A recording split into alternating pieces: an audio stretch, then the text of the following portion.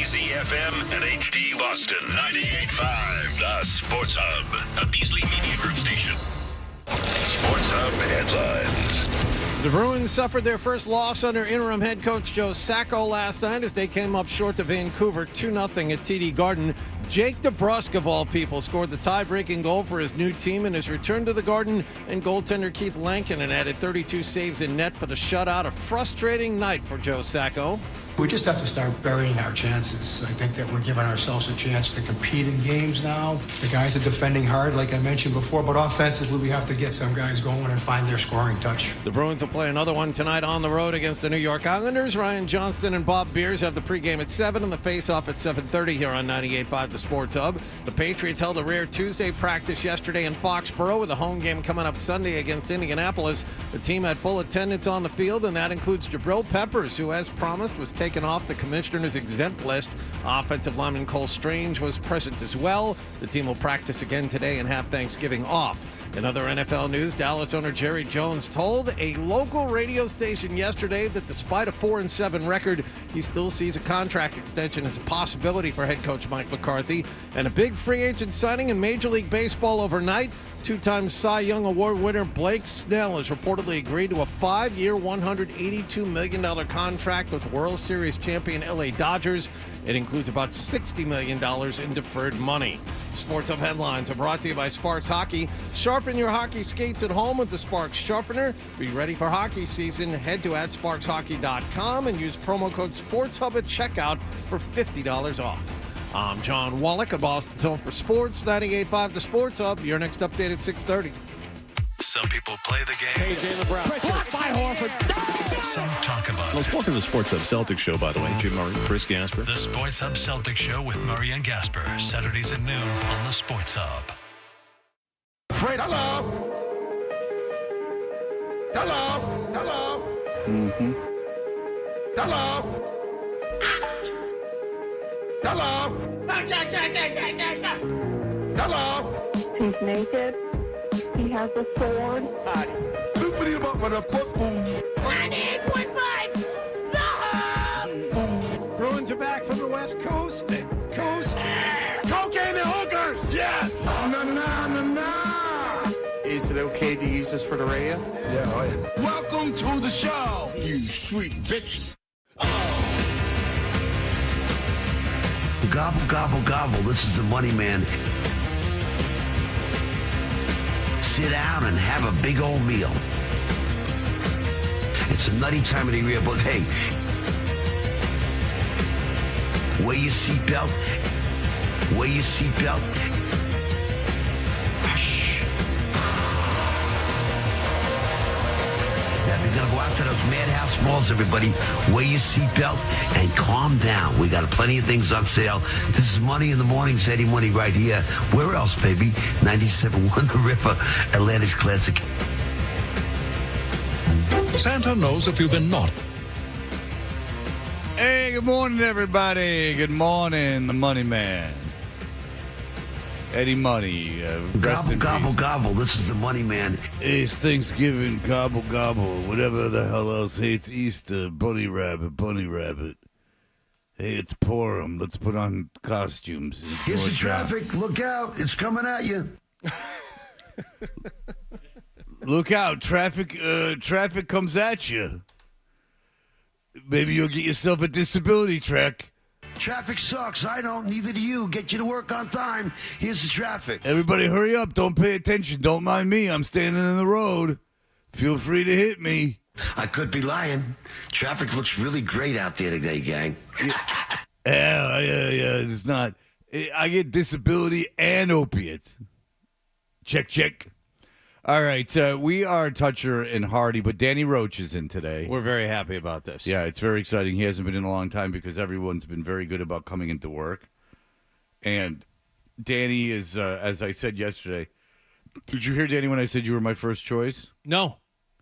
You heard the part where I said I didn't want to come in, Yeah. but then when I talked about you being my first choice, that you've always been my first choice, and that it seems like Michael Holley is Hardy's first choice, but you are my first choice. You didn't hear that part. That part you missed. Well, it's an honor, Fred.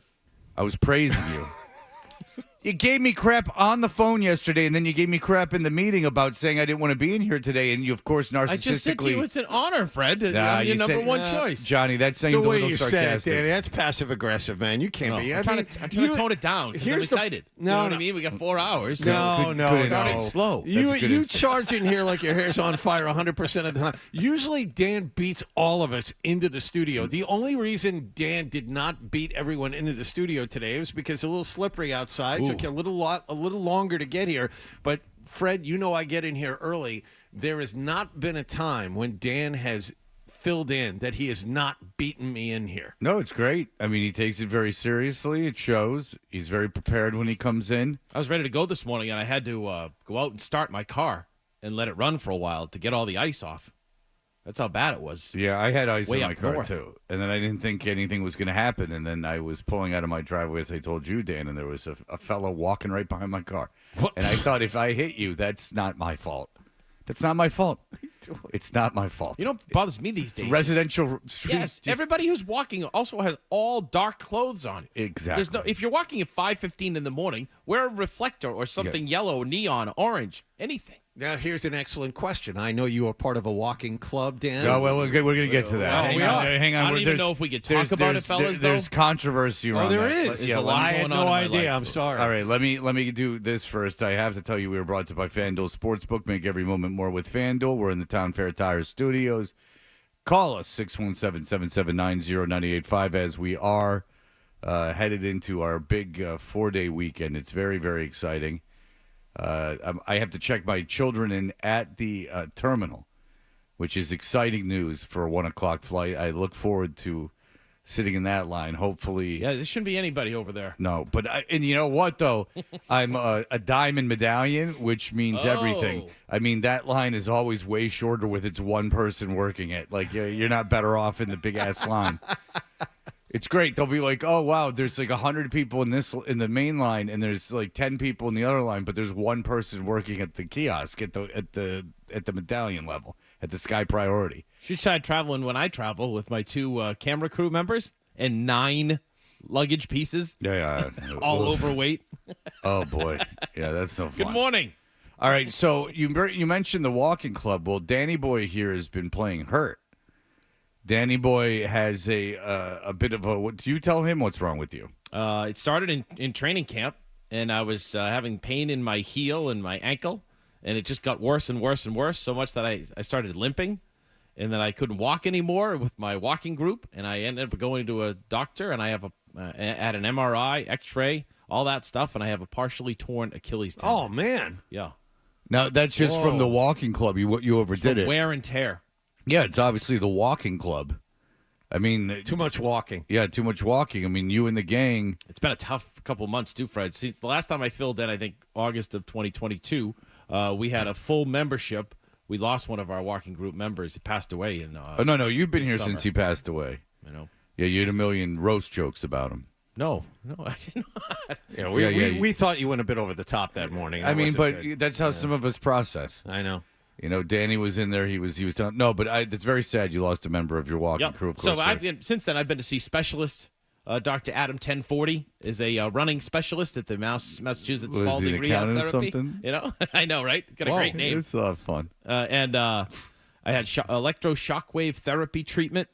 I've had physical therapy. Now there's no surgery. You're not going to have surgery. No, because they almost said it's almost better if you completely have it. Detach. Do you know what I mean? Like remember Gabe Kapler running the bases had it. Well, obviously we remember Aaron Rodgers. Put it together. Yeah, just put it back together and then it heals over a year. It's a 6 to 12 month period of just kind of grinding through it and it hurts. To feel better. It different days it's worse, but it's far better. And I'm now able to go back to the gym with my wife and my daughter, the gym that they're at right now, and work out there. Curves. No, IPF. So you can't get pregnant. Nope, because you have the IPF. All right. So have you tried sauna and cold plunge? I haven't tried the cold plunge since you. I heard it's like cocaine, but it's not. Oh, it's something else. This is a P1 right here. Yesterday, seriously. Yesterday, the cold plunge was at 48 degrees. Oh, that's lame, right? No, that was for the gym. It's cold. It is. For the gym, it's cold. Sometimes it's 55, which is not overly difficult. But you know what's interesting to me, and it will obviously be interesting to you guys because it's about me, is that I find it more difficult to sit in the sauna for 15 minutes, and that's at 165, than I do to be in the cold plunge at 50 for like 7-8 minutes. I can see that. Two extremes, that's different extremes, right? It's very different though, because usually when the guys get in the cold plunge, you notice I'm riding this, Johnny. But when the guys get in the cold plunge, they like it's funny. The older people it doesn't bother them as much. But like when young in shape guys get in there, they like can't stay in. They have to like get out. They like audibly like go. Ugh! But everyone can sit in the sauna for a long time. But I try to stay in for 15 minutes. So I set my stopwatch on my phone, and by like minute 10, it's like agony for me. I don't know why. I don't know why that's so difficult. No one else has that kind of problem with it. I just like I feel like lightheaded. And I bring water in with me. I don't know what the deal is. Well, my question is, do you enjoy like 95 degrees or 5 degrees outside? 95. See, that's weird then. Yeah. That's very strange. Yeah. For whatever you would reason. go the other extreme. You see, I always like it warm. I hate the cold weather. Right, but for whatever reason, I don't find submerging myself in cooler water. Now, if you live in Maine, I would imagine the water is 50, 55 degrees all the time. Correct. Yeah. I would imagine that it's a cold plunge every time you go in. I've told you my Maine beach story, right? Memorial Day, Roche, my family and I go up to Maine near Kennebunkport, and there's a beach we always go to, and on Memorial Day weekend, it was about 95 degrees outside, but we could not go in the water because the water was so cold that there was a hypothermia warning. You couldn't go in the water. It was 95 degrees outside. The warmest the water ever gets in Maine is about 60, and that's at the end of August. Seabrook Beach waters in April with a buddy of mine when I was like in high school. We just said, let's go. And we went in. It was like, holy hell. Yeah. Then you grow up thinking that's normal because you're from here. Right. And then you go anywhere else and the water's 75, and you're like, oh, my God. Even at my parents', though, Memorial Day weekend, you really can't go in. Then that's a lake. Benjamin, go ahead, Benjamin. Ready, baby. Hey, Ben, you've gone viral the last time you well, you only because of you. And on this Thanksgiving Eve, all of us at YouTube are thankful for you, for Hardy, Adam 12, Ryan Beaton, Nick Dramelli, and John. Just curious. Mr. Dan Roche, Happy Thanksgiving, Ben. Happy Thanksgiving. Yes, John. Thank you. Go to a temple. Mr. Dan Roche, whose headphones are you wearing? This could launch an awful weekend for the entire crew here. We just need to know whose headphones you are wearing. Tony Maz's, his backup spare. Good Lord. You are not. You are not. By the way, Ben, I have thought long and hard about this. Tony kind of gets what he deserves by having the hubris to have a cubicle. Now, Now, Adam has his own office, but at least he was in management, and it's a place to sleep when he foreclosed when the rent has they put the note on his door, so that's a place for him. That's shelter. Notice. Yeah, that's shelter. But Ben, I thought about it. I really do believe this, like the idea that they asked management for a cubicle, him and Felger. I think you kind of deserve to get some stuff taken. And I'm being serious too. I don't think it's. I love Maz, and I don't think this is a character defect of his or anything. But I do think it's, and it doesn't offend me. It really doesn't. And I obviously haven't thought a lot about it until his headphones got stolen. But the idea that he has a cubicle is ridiculous. Well, we talked about it during Headphone Gate real quick, Fred. Like, you've worked in radio long enough. Never, ever leave anything of value out at a radio station. It will get taken eventually. Or food. But also, as a show host, it's very, very, very rare that someone would have a desk or Now, there's plenty of cubicle room because no one's ever comes in here. But it's just the idea of having the foresight to ask, like I need a desk. Like what do you need a desk for? This is too. It's not like I could understand in like 1995 you need a desk. Does it have a nameplate? Oh yeah. Then that's why you ask. Yeah, right? Exactly. Hey, there's Tony Maz's desk. And he's got it like, but you know when It's there like was being in the Smithsonian. before there was like good laptops and everything, like, and you needed. I remember I used to have to go to 99X and that was in the 2000s and prepare for interviews if I was going to a festival or something like on the computer at the station. Then I understand, but I didn't have a desk there. Like, there's literally no reason to have a desk here. You never use a landline. You're not taking meetings. It's just weird. Well, you don't take meetings in a cubicle anyway, so it's not a privacy issue. So you never need a landline. You never check. I don't even know if I have a voicemail here. You never check voicemail. You don't need a computer that's like wired in. That's like you can bring a laptop in. I don't even bring a laptop in. In any computer you log into here, you can log into all your stuff just because that's the way it is. It's ego driven. I believe so. Because of the nameplate. You should see my desk at work. Yeah, but you have to sit there for like hours and hours 3 and hours. TVs, cable up above. Perfect. Now it's a cubicle though. You're in the bullpen? Yeah. So, but I'm down by the old WBZ AM radio where we have all that space. So yeah, because during they're firing COVID, everyone. they put me right there. Yeah. It's beautiful. It's a great place to come into the weekends. What do you want to watch today? I got the iPad going. I got 3 TVs. I got the computer screen going. Can you smell all the people that have been fired to give you that space? Oh, come on. You're not bringing me down today. Not on Thanksgiving Eve. Not before the boys go out and play the game of their lives tomorrow. Okay? Yeah. Yep. I won't be there for that. I will be watching where they pay. Where they play for pay. Andover, North Andover. Right. Throw the records out. Right. I'm just going to go watch a team that's winning. That's why you're going. Yeah. And tradition. You can't say that because it's and tradition. It's what I did as a child. I would. It's you don't know what you're missing when you. It's amazing though, isn't it? What's the first football team people think of when you say Thanksgiving? Dallas. No, I think of Detroit. Oh, okay. Detroit always. I agree with him. Detroit always has the first game. It's pretty cool. And everyone always bitched. Well, they always have the first game. Yeah. Yeah. That's why I always think of them. Everyone always bitched. Remember, everyone bitched. They shouldn't be the Lions. It shouldn't be the Lions. Like they shouldn't have anything. Like everyone needs it. Now take your words back. Now it's a team that's most likely going to win the Super Bowl. Go ahead. More specifically, when I think of football on Thanksgiving, not only do I think the Lions, I think of those special uniforms they used to wear, the baby blue, Honolulu blue with Barry Sanders. That's the first thing I think of, more specifically, when we talk about Thanksgiving football. Right. And now there's Black Friday football, and there's the night game on Sunday. I'm not going to see any of those games. By the way, Fred, that's a great place to watch a game. It's phenomenal. Ford Field, it is. And I say that with all sincerity. It's no. really comfortable. I haven't met anyone that doesn't like that stadium. Yeah. There's guys, everyone that comes in here is, a writer or someone who's covered games. Like, it's phenomenal. The reason I like going so much now is, it's just amazing that Detroit, having grown up there is the way it is now.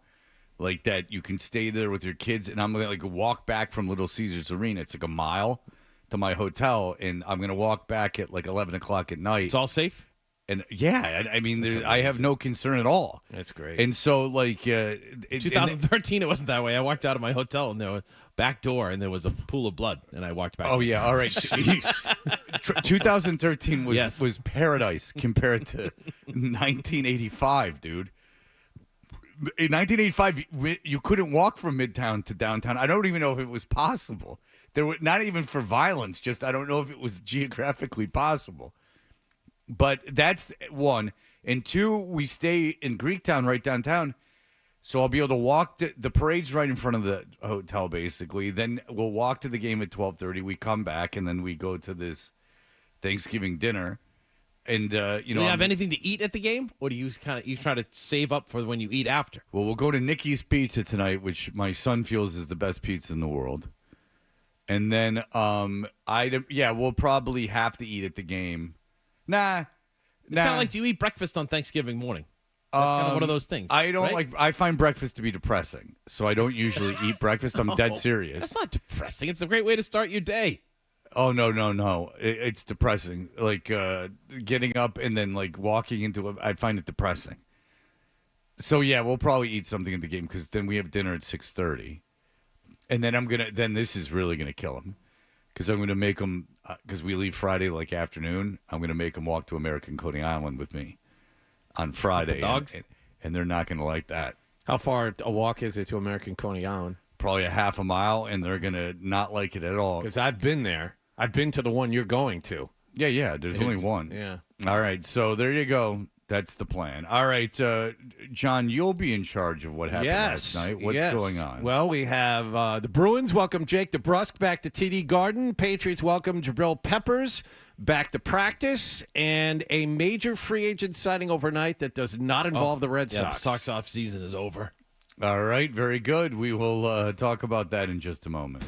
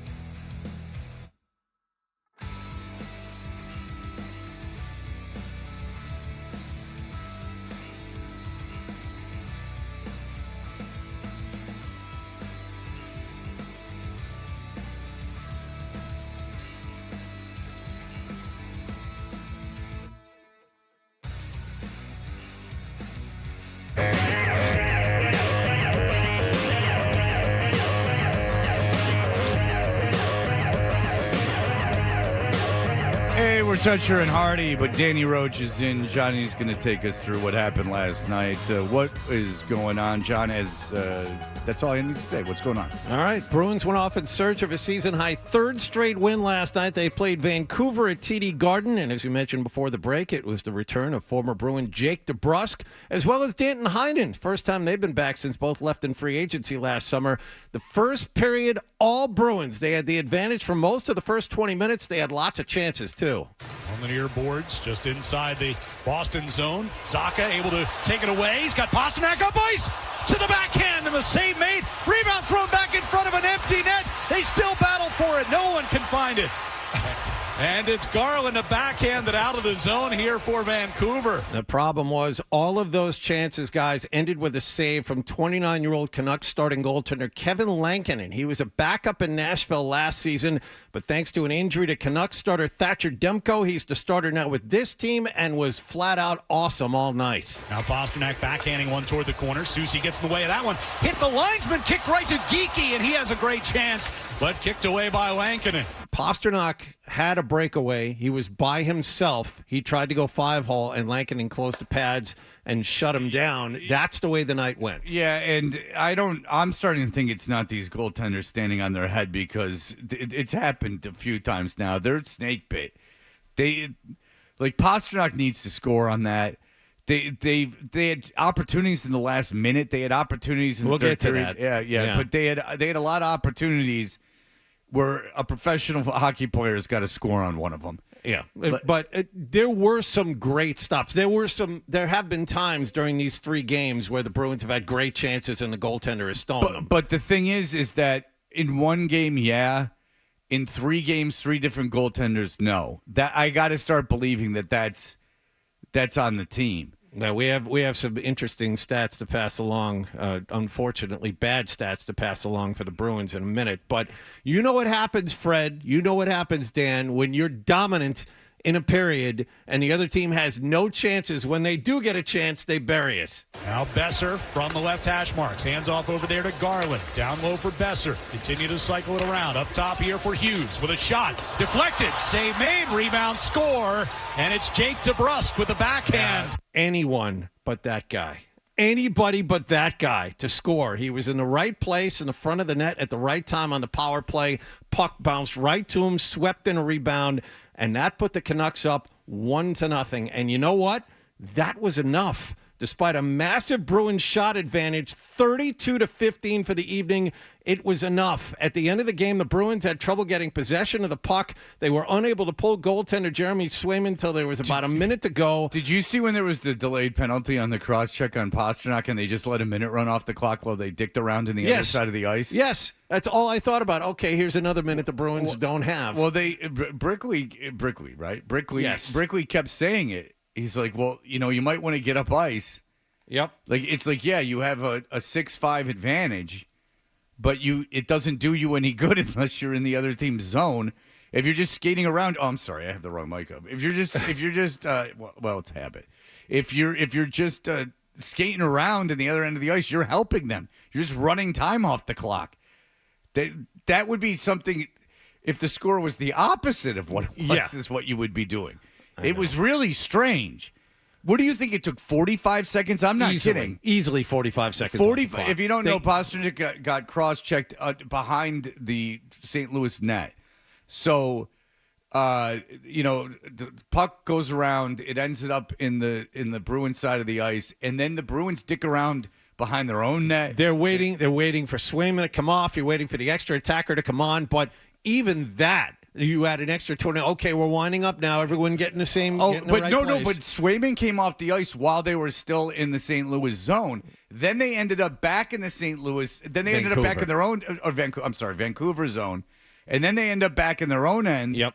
And they're there for, I'm not joking, 30 seconds of just screwing around and dicking around behind the net. Like they just looked really out of it. And then they had great opportunities let's get to that. At the end of the game, the Bruins had trouble getting possession of the puck. Jeremy Swayman finally pulled with about a minute to go. They have the 6-on-5 advantage, but like most of the night, Bruins were all around the net and couldn't put the puck in. To Lori, far side, deflected shot, went into the near corner. Joshua trying to push it out of the zone, cannot, thrown back toward the net by Zaka. Out in front, a chance for Lindholm.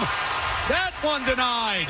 20 seconds to go. All right, so Lindholm's got to score there. They all do. Connor Garland added an empty netter with 13 seconds left right after what you just heard just ended. Final score 2-0. The effort was there. I think we can all agree in this one. But more to Fred's point, the Bruins can't score goals. They have 5 goals total in their last 4 games.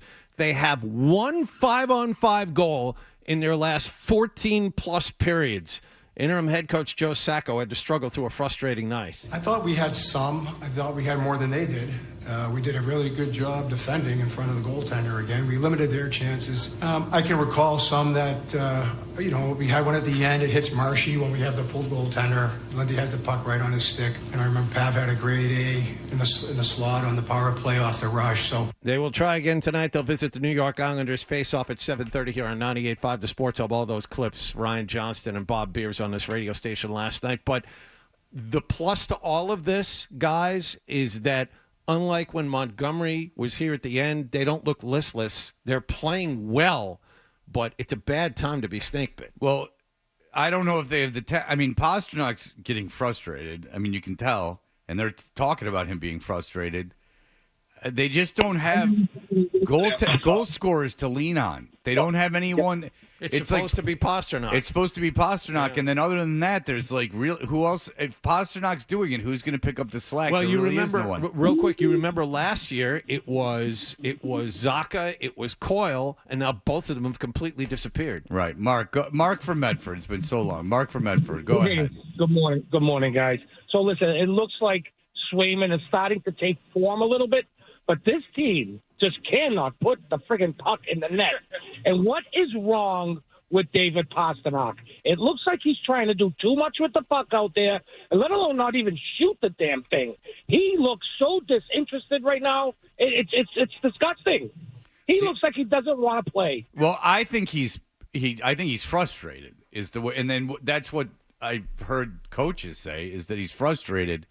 He had shots yesterday. I mean, he had 2 big-time shots on the power play. He had two one-timers on the power play. And that's what he's there for. And sit there in the left wing circle and wait for the puck to come to him. And then when it comes, you got to score. I mean, you got to make it. You got to at least get it on goal, and you got to pick. And then get grimy goals, get greasy goals. I mean, if that's what it takes, but. Someone, I mean, I see you, Danny, and I'm going to let you talk it in 1 second. If you're going to be this physical team and everything, then you got to get these greasy goals. Like, you got to get these rebounds and stuff. You got to just have a bunch of bodies in front of the net. Go ahead, Danny Roche. I think my whole theme this morning, as I've been thinking about it last night and into this morning, is about team, the word team. And I think what you're seeing right now. Very influenced by Sesame Street. Yes, thank you. Is basically a team that is trying to find its identity. And what are they, 10-3 through 23 games?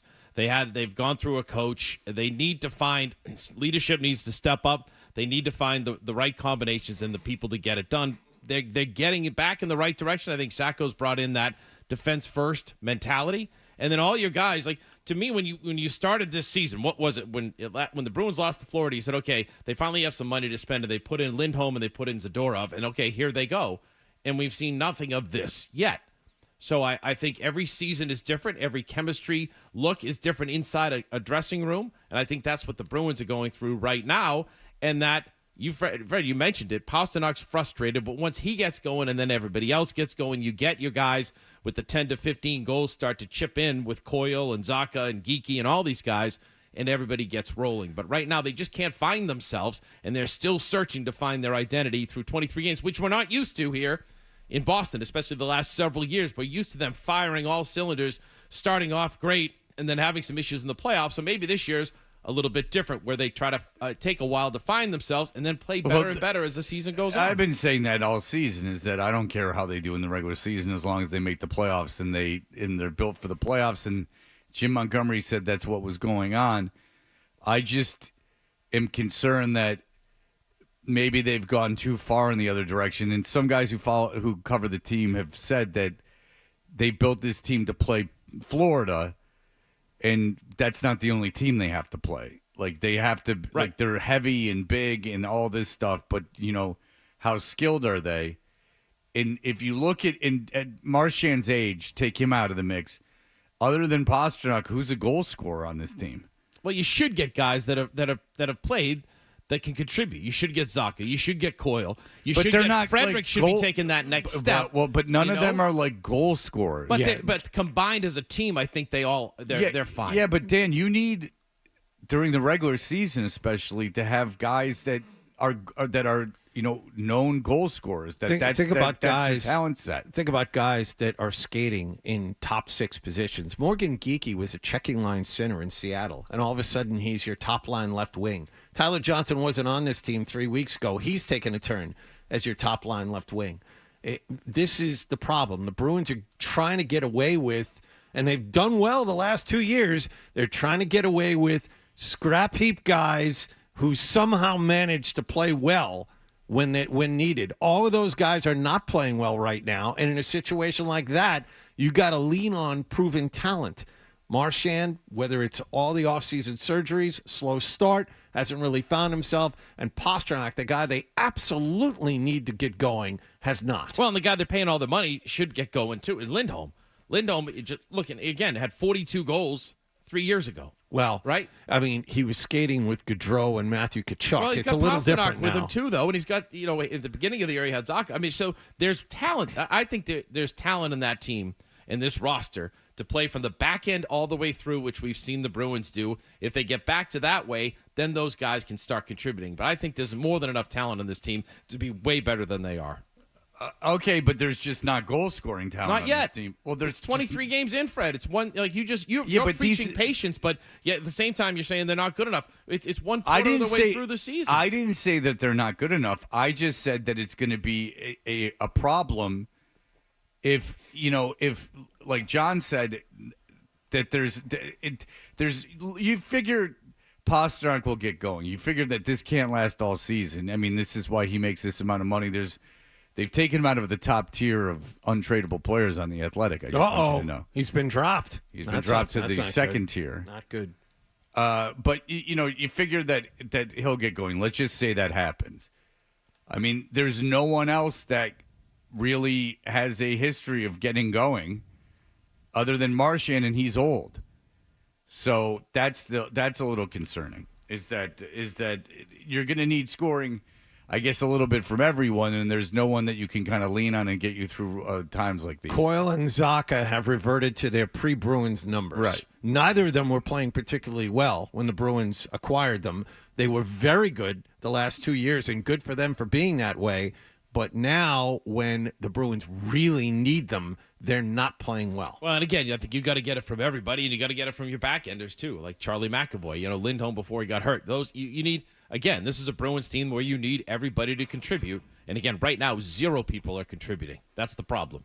Yeah, if you're relying on your defensemen to get through these goal droughts, that's a bit of an issue. But I think it's everybody in total, Fred. Don't just take one little sentence that I say and spin it that way. Yeah, like a whole positional group. That's Thank right. you. Yeah, I was nitpicking there.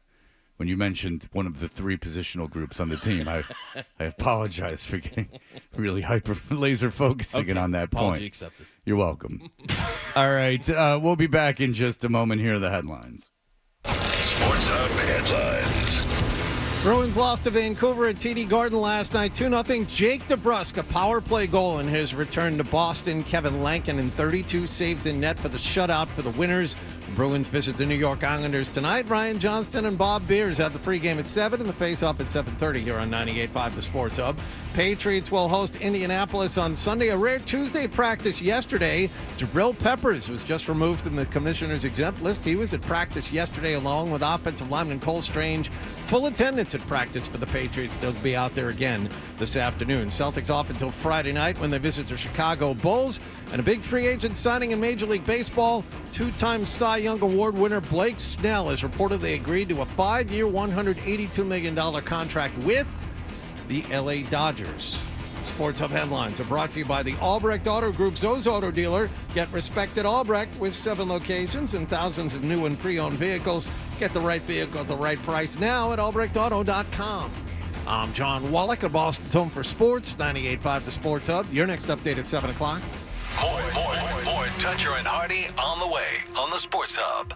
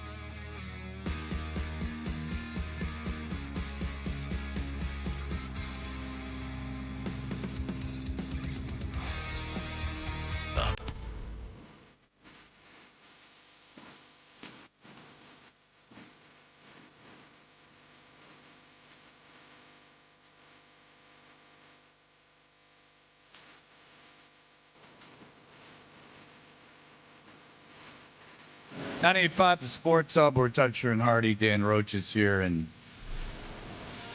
Martha's Vineyard or someone. Either Nantucket beat Martha's Vineyard or Martha's Vineyard beat Nantucket. Nantucket beat Martha's Vineyard. In Fenway, and I understand the people that live there year-round are, like, hardcore.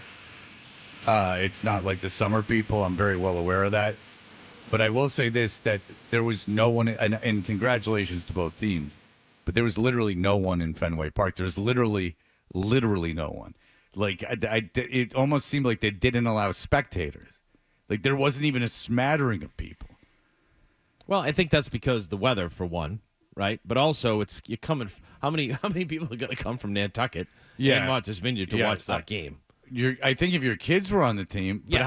how many kids do you think they carry on those teams? Probably like 30, maybe. Maybe. Right? Yeah. Maybe. So there's probably 30 people, 40 people in the stands. 60 families total.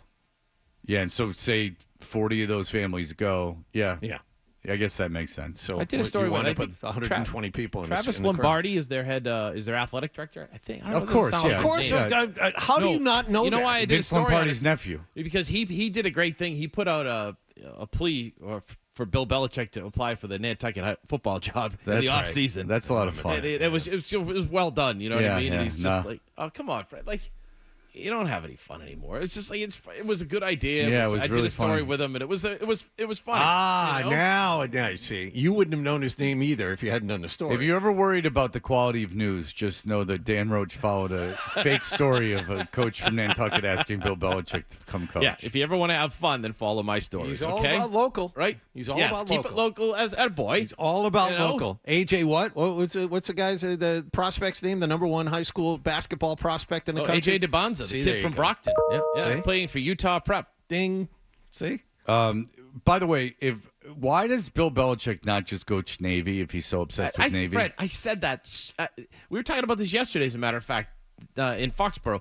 Why, if you were Bill, like that Nantucket job would be like such a rewarding, rich thing to do with kids. I can understand right? you don't want to do that. No, but, exactly. But if you're gonna Yes. masturbate all over like the Naval Academy, why don't you? You never went to the Navy. You could Not the have. term I would use, but yes, if you're like that entrenched in Navy and your dad was, everything there and a football coach, then yes, You go didn't back serve. and retire there, right? Right. Yeah, you didn't serve. And you're going to get every You kid's didn't play attention. there. They're going to play their hardest for you. Like, yes. Yeah, why don't you give back to the Naval Academy if it means so much? Scheme them up, right? And have some fun. Is it because you selfishly want that? You want to backdoor into that record? That doesn't seem like a man of great integrity. That seems like a man who just wants selfish reward. If he's Captain Navy and Captain, Stolen Valor, let's get him coaching over there a little bit. And then I don't want to take the guy's job. Oh, BS. The guy'd step aside, let you take the Navy job. Or even starting as an associate head coach with him. You know what I mean? And work with him. It just had to be rewarding. You don't need money. You don't need anything now. Don't need money. Right? You don't need fame, Yeah. certainly. You don't need no credit card, dude. Not to ride on this train, huh? It's cool sometimes, cruel sometimes, but it might just save your life. We should have Adam play nothing but power fight of songs for Bunks love. today, right? Getting ready for Thanksgiving football. Should have Navy's Adam play okay. nothing but fight songs today. Navy's all right. Yeah. This year. So Oh, maybe yeah, they were good.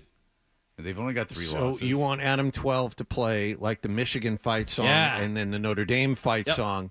Why don't you ask him? He's right there. Yeah, I mean, I'll see what we got in here. I can definitely. Come Wait, back why with does some he fight want to do songs. that? Do you remember know. your fight song in high school?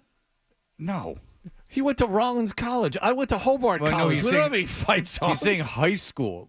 High school fight songs. Yeah. Oh, that's pointless. Well, John played it. I got college ones. John but was in no the high marching school ones, band. I'm Yeah, sorry. but a lot of the high school ones Well, are both adopted of from you the college played ones, them. You know? I'm just going to play the Northeastern fight song all morning. You played the Northeastern fight song because you were in the played band. the pep band. Oh, my that's awesome. freshman year on a music scholarship. Was it though, Dan? I had to go to every home hockey Here and we go. and- All those and bean pot basketball losses. game. All those bean pot losses. Not so much fun. Look at where they've gone, though. You gotta Yes. start somewhere. Justice. Started from the bottom, now they're here. That's right. Beat BC last weekend. Plus, you could just have the band director just look in the crowd and go up to chicks like a Def Leppard show and give them backstage passes to the band's locker room. To the band room. Yeah, to the band room. You want to be with the third trumpet player? Hey. He's right over there. Or trombone, I apologize. Thank you. Yes. All right. So what else is going on? Patriots, Fred. Patriots, they welcomed back safety and team captain Jabril Peppers yesterday, the day after he was removed from the commissioner's exempt list. He had missed 7 games after his arrest, and he's still got a jury trial coming up at the end of January to face charges of strangulation and drug possession, among other things. But he met the media for the first time yesterday morning and said basically he has nothing to say. I understand that you guys have had questions about what transpired earlier in the season. Under the advice of my attorneys, I'm not at liberty to discuss any details. I look forward to doing so as part of legal proceedings. And, hope you guys can understand and respect that. No. Nope, sorry. No, we want answers. Question? I don't Did you play believe the answers. Did you play the next question? I don't believe that. No, I didn't Who play asked the next question? It was probably you, the way And you're what saying answer it. did you get? An emotional Jabril Peppers about coming back. Well, I prefer to talk. Yeah, we're just trying play to the we're standard trying to line. encompass. Don't show the emotion of sports. That's what you're here Danny, your time would come up later in this segment if you weren't wasting time now. See, I have questions that you asked later on. So eager to get his question told. You know what? They were like, you're accused of this violence against women. How do you feel? He goes, I can't say anything about it. And Dan goes, you like Dr. Pepper? Yeah. So what are you dressing as for Christmas this year? Yeah. Huh? Reminds me of one of my first assignments in TV was Terry Glenn was arrested in a similar instance, and they sent me to the Rentham District Court to do a story. And Zolak was there And for they had drunk and disorderly. They had a guy. We do it! Ron Gollibin, who was a lawyer type guy for Channel 5. So it was him and I, the 2 reporters. And he goes through the the arraignment and everything else, and he comes out, and he had a hamstring injury, so he hadn't played in a couple of weeks. So She couldn't play. I remember this. Yes, Ron I remember Gollibin's on that, one too. side. I'm on the other side with the TV. They show a guy coming out, the TV cameras with him, walking with him. And Ron Gollibin says, do you have anything to say that you can add about what happened to that incident? And he goes, no comment. And then I said, how's your hamstring? It's getting there. It feels like I'm making progress. Ron goes, you might be in this situation. You're afraid that you might get suspended. No comment. And I'm like, so there's a chance you might play Sunday. Yeah, I'm starting to feel a little bit better. That was my Did you get crap for introduction to that? In all sports. seriousness, did people No. okay. No. Because people weren't going, you weren't taking it serious, like the charges serious. And then Liz Walker, one of the legends of the TV news industry, sent it to me for a live update, and she said, let's go to WBZ's Dan Roche, who has the story. Yeah, there you go. Yep. Liz Walker owned this town for a while, her and Jack Williams. Spotted me. Right Danny, I want to make sure I got this in. Yeah, the rest of the team was like, oh, we're happy to have him here. He's a welcome addition back on the field. And Gerard Mayo's like, well, we're going to let the process play out. But the most important thing of the day, Fred, was this question to quarterback Drake May. Drake, let me start with a simple question, just kind of at Thanksgiving, what you're thankful for as you celebrate. Sorry, but it's just a TV question, but just kind of. Yeah, no doubt. Yeah, I'm blessed. Thankful for a bunch of things. Got a great family. Great spot we in my don't life. really need to hear Just the take advantage of answer. the opportunities that I Of course have. we do. Danny, You'll hear it on All Access. You can stop this. In all seriousness, it's a You'll hear it entire Saturday waste of night time. on TV 38, a special edition of Patriots All Access. Does everyone just look at you like, ugh? Well, I know, and it's like that was my story yesterday. Part of it was to ask these guys did they what make they're you? thankful for. Yeah. Boy, they really think everyone's an idiot. No, they Gobble, don't. gobble, gobble. This is the money man. What am I thankful for? Nothing. Sit down and have a big old meal. You happy, Dan? Have You a got big old played. meal and let me eat what happens after. There's the question. No, you because wanted. Peppers I asked Peppers, he got pretty emotional about coming back. So that's all right. That was his journalism part of the day, and then he went and asked about. Danny what was he's standing. thankful I for. saw the video of it. Danny was standing right next to him. Couldn't wait. He was right there. Yep. All right. Well, listen. Bert Breer is going to join us it is the day before we leave for Thanksgiving, so we jam in every guest that we have in all week into one day, making this as hands off as possible, gentlemen. We got through the 6 o'clock hour. Yes. It's Free really to go. Bert's hour next, and then the 8 o'clock hour, Dan's got a game, and then Forsberg's on, and then Jaffe's in, and then it's over. So we're pretty much cruise control. The idea is just to get out Fred, of here unscathed. I really don't want to work tomorrow. Toucher.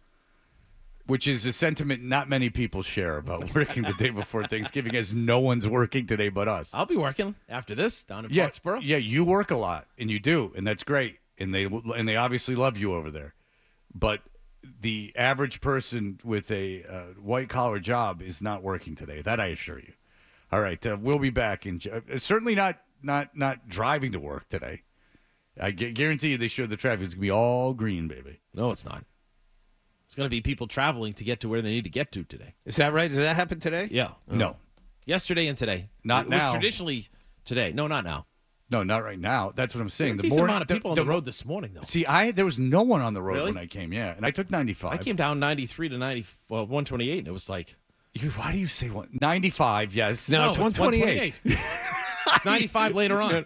Danny, we've discussed this. He can't stand the fact that we say 128. It bothers him a lot. I really can't. You're coming up 95 from Rhode It's Island. an If you interstate. take a right, then You it's don't 95. own Then it's 128 around. Then it's 128. It's 128 from, say, Norwood to, Gloucester, and it's 128. Yeah. You don't. Oh, here we go. That's the pencil sharpening. Yep. We're late for a break. Oh, That's be right back. Adam's trying to tell us to stop. Let's not play that anymore because that's offensive to the ears. I would rather us talk about garbage than hear that again. We'll get a better one. No, let's just not do the pencil sharpener thing. It's offensive. But that's a terrible sound. Sorry, you're saying that's like a really terrible, terrible sound. Like, well, I'm just putting nails on a chalkboard or just a high-pitched squeal. It's just very funny to hear you say that a pencil sharpener sound is offensive. That's just a funny turn of phrase to me. All right. But you will never hear that again. We're done. Taking it off the button bar. I don't think anyone disagrees, even Adam, that that's a terrible sound. It's bad. Yeah, all right. We'll be back in just a moment.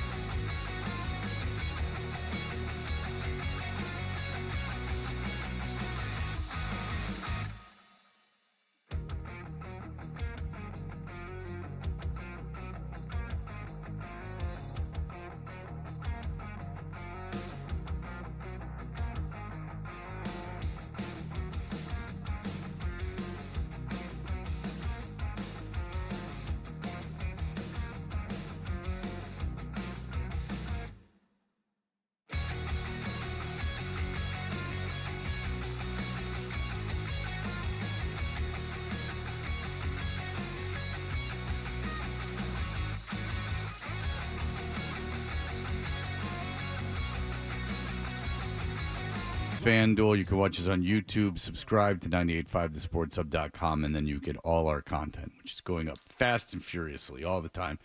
Bert Breer is the senior NFL reporter and lead content strategist for the MMQB. Getting Down to Business with Bert Breer is presented by Bentley University, where good business begins and leaders come to learn. Bert joins us on the Volkswagen Dealers Expert Hotline. Hi, Bert.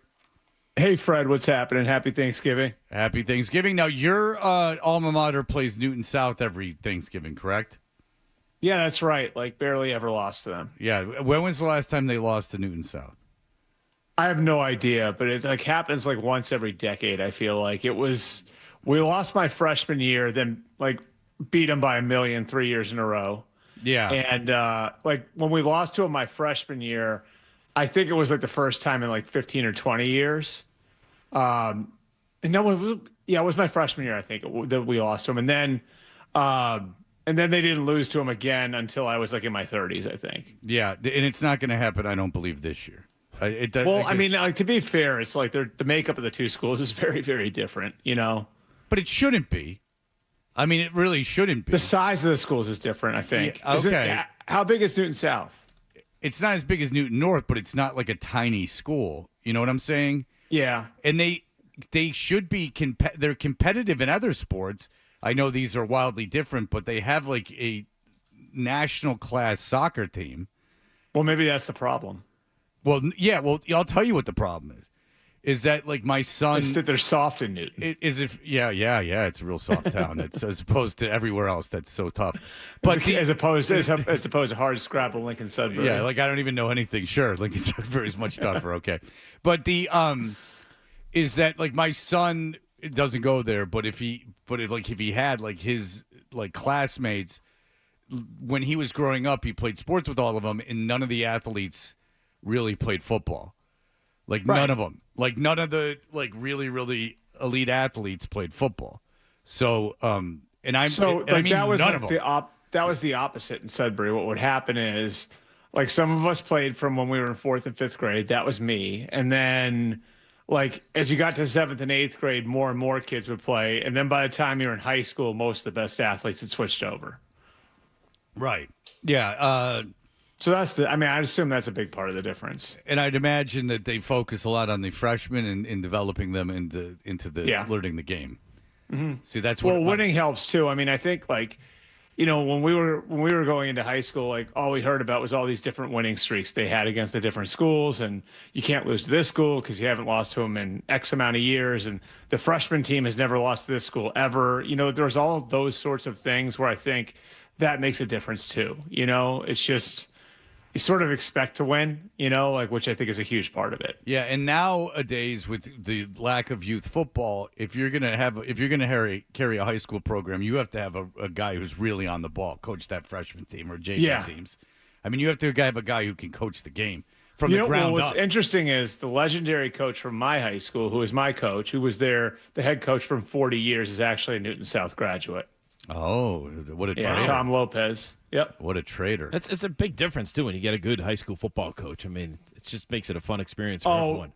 Well, no, in coaching, I think coaching in football is more important than almost any other sport, you know? Oh, sure like, it is. You could, like, tangibly tell. Like, when we were, there was our rival school, Acton Boxborough. It was like, you could tangibly tell the difference playing against a team that was as well coached as we were, where it was like, you know, like, if you're an inch out of place, like, it could be a 30-yard run for them, you know, like it's just like, I think in that sport, coaching is it's such a premium. It's really, really like, it really does make a difference if you've got a good one. I hate Acton Boxborough. Hate them. I hated them when I was in high school. Man, I couldn't stand them. My daughter lost. And then I got to know some of those guys. Then I got to know some of them when I was like in college, and they actually wound up being okay. Yeah, of course. That's how it always turns out. Yeah. My son-in-law, my future son-in-law, is the head football coach at Arlington High School. And what's his last name? Frank Roche, spelled the same. Did you know that, Bert, that Dan Roach's beautiful, successful daughter is marrying a man by last name Roche? Spelled the exact same way. Yeah. Isn't that weird? That's really weird, Roche. I mean, did you guys do research to make sure, you know? I've asked the same question. Yeah. I think it's got to be the first question, right? He insists there's no problems, but I guarantee always that little tinge of doubt. Right. There was a shotgun in his face. It was the first question. Yeah. Here's the question. Well, we got to know if it's legal. Have you done a 23? Is she done a 23andMe? Have you done a 23andMe? No. What is that? Is that like a Okay, lineage thing, like yeah, a genealogy or whatever? You swab I got it for Christmas a couple years ago. Mine's up on my Instagram at Fred Toucher. It's the most boring 23andMe you're ever going to see. I'm from literally two places in Europe. I'm from Ireland and the UK, and that's it. I have done a form of that. I'm all Irish. Yeah. So like, if he did it, and Your he last, was what all is your Irish, last? Fred, your last name German? German, right? German. Yeah, that's what I figured. Okay. Yeah, and but I think only a small amount of my dad's half his family's from Germany, so I'm like 1/8 German, but everything else is just Irish in the UK. It's really quite boring, the whole thing. I have nothing unique. It's just all like white. Not like Hitch. Remember? He's the butcher of wherever he was from. No. You don't remember he did the research on? Oh, sorry. So when they started dating, like how long? What are you doing? Wait, no. I'm actually like Roche. I'm fascinated by this now. Like when they started dating, how long was it before they like actually went and did that research? I don't know. It was just she said it was awkward the first date because they went to an Italian restaurant and he said, "We have a reservation of your name." And he said Roche, and she looked at him like, "Isn't that kind of weird?" You know. So, that's how she found out, or no? No. Or did She had known. We hadn't known the family. We heard such good things about the family. Yeah, they've been though. over for Christmas their entire lives. Yeah, I know, but we had never met They were them. at the birth of each other's children. And then I was at a field hockey game, and his cousin was playing for Bates or whatever, and they're related. This older woman comes Yeah, up it was to weird. Me. They were at Who's this my family mom? reunion. I don't know why they were there. The older woman comes up to me. She goes, "Hi, I'm the matriarch of the Roche family," and I'm like, "Oh boy," I'm like, "Nice to meet you." She really referred to herself as the matriarch. Yeah, the grandmother. She was awesome. That's interesting. Yeah. I have a friend from college who says you tell Bert you can't spell loser without LS, and that's the big thing. I guess. Is that a thing? Yeah, that's a big thing. Okay. That by the schools that lost to us. Yeah. So Cato, there you go. I don't know where you went to high school, but there you go. He's a Rollins College guy. His friend of mine. Cato, Tom Cato was a great coach. That sounds like something. Chelmsford. That sounds like something like a Wayland guy would say. This is all well above my head. This is Thanksgiving. Right I know here, about Fred. the independent school league. This is what it's all about. I know about the independent school league. There you go. All right. So very good. So where the true world-class athletes go, as a matter of fact. Mm-hmm. I mean, you have to admit. Yep. I mean, if you say Dexter Southfield, you're saying Lawrence Academy. These are Phillips Andover. Phillips Andover. I mean, these are places where professional athletes go. Mm-hmm. Let's be honest. All right. So listen, Bert. Phillips Andover is more of a place where like presidents go, isn't it? Yeah. Who? And like congressmen. Which one? Phillips Andover. It's like that's like where presidents go. George Herbert Walker Bush was eldest was a first baseman there, and then went to Yale. Okay. All right. Very good. Yeah. The New England has some of that going around. There's no question. My son went there. He was a catcher. I know he was, and he was was about to play collegiate baseball, if I'm not mistaken. Yes, but he ended up. He was in the minor leagues for 5 years, coaching. Yeah. I don't know if you guys can see it. I do have the LS helmet over my shoulder. We've gone over that. It's a little sad. All right, so listen.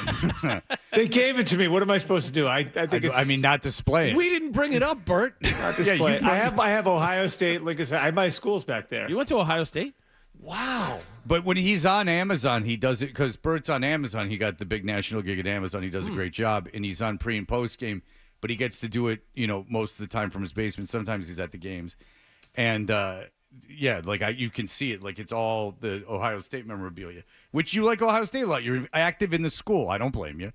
Listen, you're more active in Ohio State than I could ever be with the Jets. So it's no more. I mean, you're active. Like you actually have like a chunk in the team. Like he's all involved in recruiting and everything else. So he's got a whole thing happening. And Bert, the guy who I went to college with, he was working at the Syracuse TV station at the time. He dotted the I at Ohio State. That was his. Oh, he was like a sousaphone player. I think it's a sousaphone, right? Yeah, whatever it is. Yeah, so he goes crazy, does that player. dance, and then boom, dots the I. All right, because like if you, it's a big thing. It's a very rare. Well, it's always the sousaphone player is the one who dots it, but it's a very rare thing. Like. There are so few people that have like John Glenn has dotted the I. Archie Griffin, who won the Heisman twice. Jack Nicklaus, I believe, dotted the I a few years ago. Like you have to be like a luminary to dot Jeffrey the I. Dahmer. Right. It's another proud alum. Yeah. So he's a Midwest guy. So Fred, actually, like there were. I remember when I first got there, you heard the story of the dorm that he lived in. So it was I can't remember if it was Morrill or Lincoln Tower, but it was one of the towers that all the athletes Part of the live tour. in. And right here is where a mass murderer learned his craft. Yeah, He cut classes and people. He ate a fencer. I'll tell you this is that I will be, because we're not going to get to anything of this of substance in this break, but I'm going to Ford Field tomorrow. I will be at the Lions game. So I'm going to be there a week from Thursday, and I can't wait because that place is electric. And I don't know if people really realize how awesome that place is when they're good. And I haven't been to a game there since they got really good under these guys, but I was at the Harbaugh Jim Schwartz game in 2000. I think it was 2011, right? And the Lions were actually pretty good then. And it is legitimately one of the loudest football games I've ever been at. So, and I know you went to a playoff game last year, right? Yeah, I went to 2 games last year, and one of them was the game against the Rams, the Stafford game, the playoff divisional game. Yeah, and that it was real loud. It wasn't the loudest game I've ever been to. The loudest game I've ever been to, they made a rule. I was at Three Rivers Stadium, and I saw the Steelers Browns, and the crowd was so loud.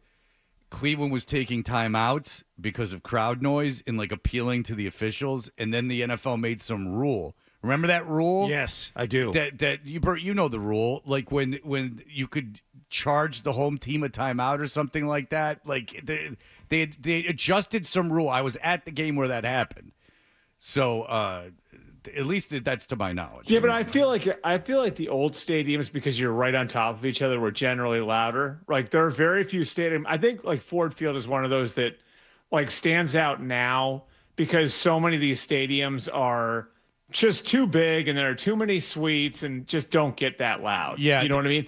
Like Ford Field legitimately gets loud. In Ford Field during a playoff game or Thanksgiving, like I keep telling my daughter because she's like, like she's like indifferent about going, and I'm like, you're going to want to be there. Like Eminem's there. Like he's a part of everything. Like, there's like, because every Detroit celebrity like reps Detroit. Like it's like Boston. Like, but those guys are always around. But like the Detroit people like all come out and they're all like part of the pregame. Well, I also think thing. like having all my family being from there too. Like I think that there's like a little bit of like a defiant pride in being from there. Yes. Like where people like Eminem and Kid Rock and whoever, like they all rally because it's like people have that city has taken so many shots and like been through so much that like it almost adds like a layer of pride. When it certainly like does. The Lions happens now, Oh, certainly. Because I mean, we've been told being from Detroit that like they shouldn't have the game and it's such a crappy city and such a crappy place in Pontiac, which I thought was awful. Like I hated that when people were saying take this game away from the city. Like it means so much. If you've been to Detroit for one of those games, like with the parade downtown and everything else that's around it, like it's such a cool thing for that region. Like having the game and having had 100 years of history of that game, like it would be awful if they ever took it away from them. So I'm actually pretty glad that all the people in Detroit get to cram it back down everybody's throats now. And like, oh yeah, what do you have to say now? You still don't want us on Thanksgiving? And I would argue with people like on the air and the show. I'd be like, so there should be no traditions because 1 year because like the 3 hours is an unpleasant experience for you. Like there, and it's not even about Detroit. Like the NFL should just be traditionalist. There should be no traditions. They should just change everything, and there should be no tradition. That sounds like a very short-sighted way to do things. You need things that go back like decades and decades and decades. All right, Bert, we'll get into the NFL. We'll get into the Patriots and everything else. We appreciate you coming on the day before Thanksgiving. We will continue in just a moment.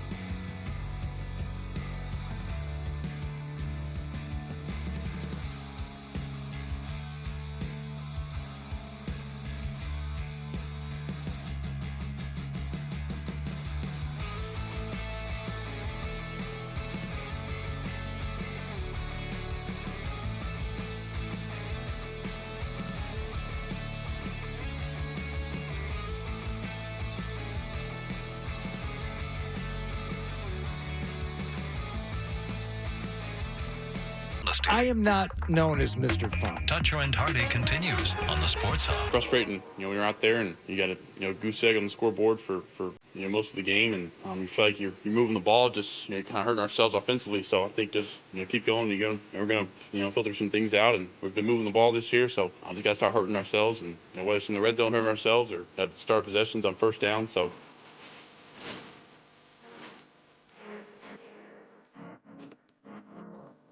Hey, we are Toucher and Hardy with Danny Roche today. Be listening at 7:30 for your 7:35ish for your chance to score a pair of tickets to this Sunday's game at Gillette Stadium between the Patriots and Colts. Anthony Richardson in person would not be bad to see. I'd like to see him in person. Be sure to tune in to the Sports Hub for 3 hours of pregame coverage with Chris Gasper and Jim Murray. They do a great job, followed immediately by the post-game coverage with Joe Murray, who everyone loves, and Leroy Irvin, who does a great job. It's a satisfying time there with the Patriots games here on the station. Bert Breers from MMQB, which I read intensively yesterday. I don't know if we'll get to what I was interested in, but because that's, of course, revolving around the Jets. Let's start with the Patriots, though. All right. We had Andrew Callahan on yesterday. Guys that cover the team were saying there was like laughter and that the loss against Miami was treated lightly. Zoe says he was on the plane and the bus and he didn't see any of that. Yeah. I mean, but they did see him like laughing and stuff. First, is that a big deal? Well, and are there questions of if Mayo is? I mean, everyone's like seems to be attacking Mayo now. Is that? Yeah, fair? I wonder. I mean, like, for one thing, it's kind of interesting. I feel like, I don't know. I don't want to take shots at the radio station, Fred, but doesn't it feel a little bit like it's like alternating week to week? Like, oh, maybe Mayo's not that bad, and it looks like things are looking up, and he's got the team going, and then the next week it's like fire Mayo, and then it goes back and forth and back and forth and back and forth. Yeah, you know what I mean? And I was telling Dan this is that like having read about, and I am talking about myself, is like having read about myself and the way people twist all that crap up. I'm very reticent to just start taking like big, like wild guesses like to someone's job future. Like, you know what I'm saying? Like it's because oftentimes when you're talking about that, as a reporter, it's got to drive you crazy. Like, you'll know something that's going inside an organization, and then you'll hear 4 hours of like wild speculation, and you'll know it's not true. You know what I'm saying? Like, so like, it's a guy's job. Like, I'm not like what do I know? Like how this team was supposed to lose. This team was considered by many have the worst roster in football. So it drives me crazy because it's like they're a young rebuilding team that is going to be wildly inconsistent. And their problem is is being in this market, where everything is examined at the level that it's examined, which I mean, I love it. Like the fact that that's why, we all have the opportunity we have to cover sports, but it is examined the way that it's examined. And they're also following 2 decades of the most mind-bending consistency, the most just jackhammer consistent program you've ever seen. And so the idea of following that with a rebuild, which comes with a ton of inconsistency, which comes with ups and downs and highs and lows, and I think that's sort of the problem is what people are comparing it to. And I think that's been the problem the last couple of years with how people have assessed the team. It's most people here, including the media, have not seen a bad football team in a generation, so they don't know what a rebuild looks like. They don't know what a teardown looks like. And that's where the Patriots are right now. So week to week, there's going to be inconsistency. When you're relying on 23 and 24-year-olds to grow, you're going to have weeks where it's going to look like there's no one coaching the team. You know what I mean? No matter who the coach is. So these are things that you're sort of going through that I think are very difficult for the people here to examine on a week-to-week basis because they have not seen it before. But the most important thing, Bert, is I think the fans want to know as well, are the people in charge of that growth the right people? We're 12 games in, and more specifically, because you know this, there's nothing more important than the development of Drake May this year. Is Alex Van Pelt, is the offensive coaching staff the right guy to lead this kid into the future? And unfortunately, Wallach, it's really hard to figure that out when you're going through that period of inconsistency, because you can take like pieces of it and like build whatever narrative you want. You know what I mean? Like you can take pieces of what's happened over the last 3 months and you can be encouraged by it. You can take pieces of what you've seen the last 3 months and said, these people don't know what they're doing. Fire everybody. Right? Yeah. And the question is, okay, this is the question. It becomes really hard to read, but here's what you're looking for. I think like what you're looking for is, I mentioned this in the midday show yesterday. I asked Jared Goff about this summer, and I said, was there a sign like early on, like a game, whatever it might be, where you were like, yeah, I think we're going to make it, you know? And he pointed to this game against Arizona, his first year there in 21, right? And at this point, Goff's in his 6th year as a pro, 7th year as a pro, but he's got a lot of young people around him. And Arizona at the time was like 9-3. It was Cliff and Kyler's best year there. And, Arizona was rolling and going to the playoffs and all the rest of it. And the Lions won that game. And no one remembers it because it was the Cardinals and it was the Lions back then. And the Lions were way out of it. And the Cardinals didn't wind up being as good as everybody thought they were that November. But, like, Goff said to me, he goes, like, we legitimately beat their ass. And he's like, and we affected the playoff race. And it's like, no one really paid attention to that. But like, for me, it was like, we were able to like go through everything we went through. We built an identity and we affected the playoff race. And so like, it's, I think an example of how, like when a team's rebuilding, there are little things you can pick from the way a season ends, areas of growth that you see, something they're able to accomplish along the way that gives the people in the building the feeling that they're going somewhere. And I think that that's what the Patriots need over the last month and a half of the season. It's like in San Francisco, in Kyle Shanahan's first year when Jimmy got in there, like they ripped off a few wins in a row. And now all of a sudden, okay, like the whole tone of the organization's changed a little bit. And the way people internally, doesn't matter external, internally started to look at where the program was going, changed. So, like, I think that's what you're looking for. And I think it's really hard while a team is in it to assess which way they're going, because a team that's built this way, a team that's rebuilding, a team that's kind of taking it down to the studs and trying to build it back up is going to be wildly inconsistent. That's just part of the deal. Well, I can give you another example is when the Lions beat the Green Bay Packers the last week of the season a couple years ago.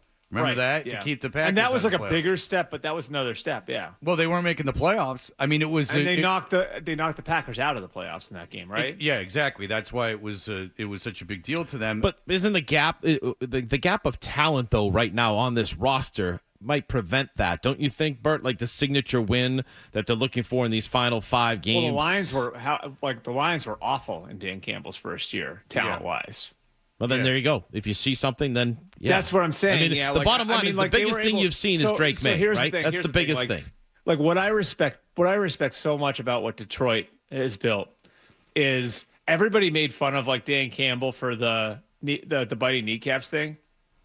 They built exactly what they said they were going to build. Yeah. Right. Like how often does that happen? They said they were going to build something and then they did exactly that. And so. Like, I think, like, even in that first year, at the very end, you could see, like, the identity starting to emerge. And it was always going to take time. And the defense was terrible the first 2 years. The offense came along a little bit quicker, but you started to see the identity that they were trying to build emerge there. Same in San Francisco. You could see signs of who they were becoming. I think, when you look at these teams that were awful and that were rebuilding and that were able to kind of and had to go through like a really bad year or two on the front end, you could at least see signs of that identity emerging. And I think that's what you got to pick from the Patriots season. You got to find those, right? Now, the problem is if you are issuing referendums every single week, right? Like the whole, like Mike and Tony's like whole, like we got a show to do today thing. There are going to be valleys to those peaks too, right?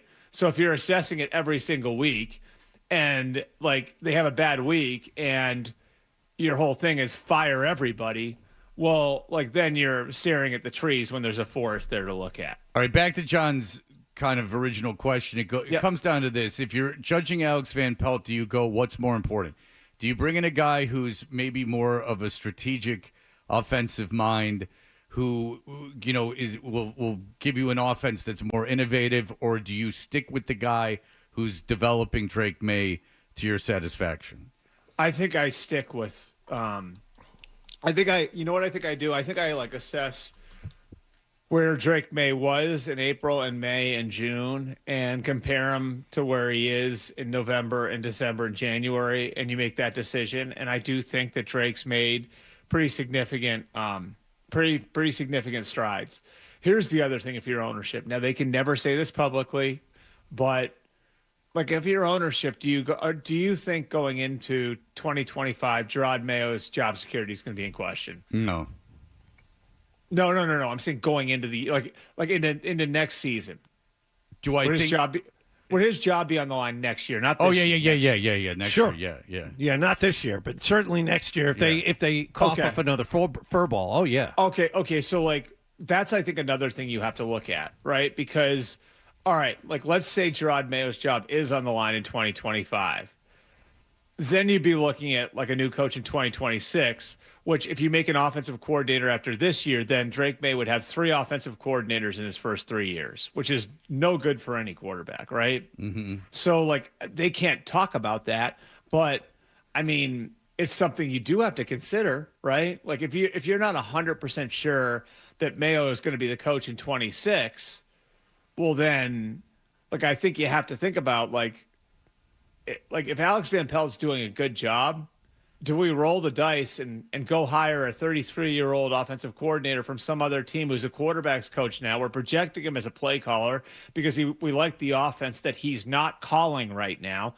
We don't know about his ability to develop a quarterback versus Alex Van Pelt. No, by the way, if it doesn't work out, then maybe we're firing everybody. And now Drake May's had 3 coordinators in 3 years. How good is that? That feels like a pretty rough road, significant dice roll, doesn't it? Yes, absolutely. All right. Well, Sam wants to say something. Sam, go ahead. Samuel, you're on the radio. Hey, what's up? Nothing. What's going on? What's up, Wallach?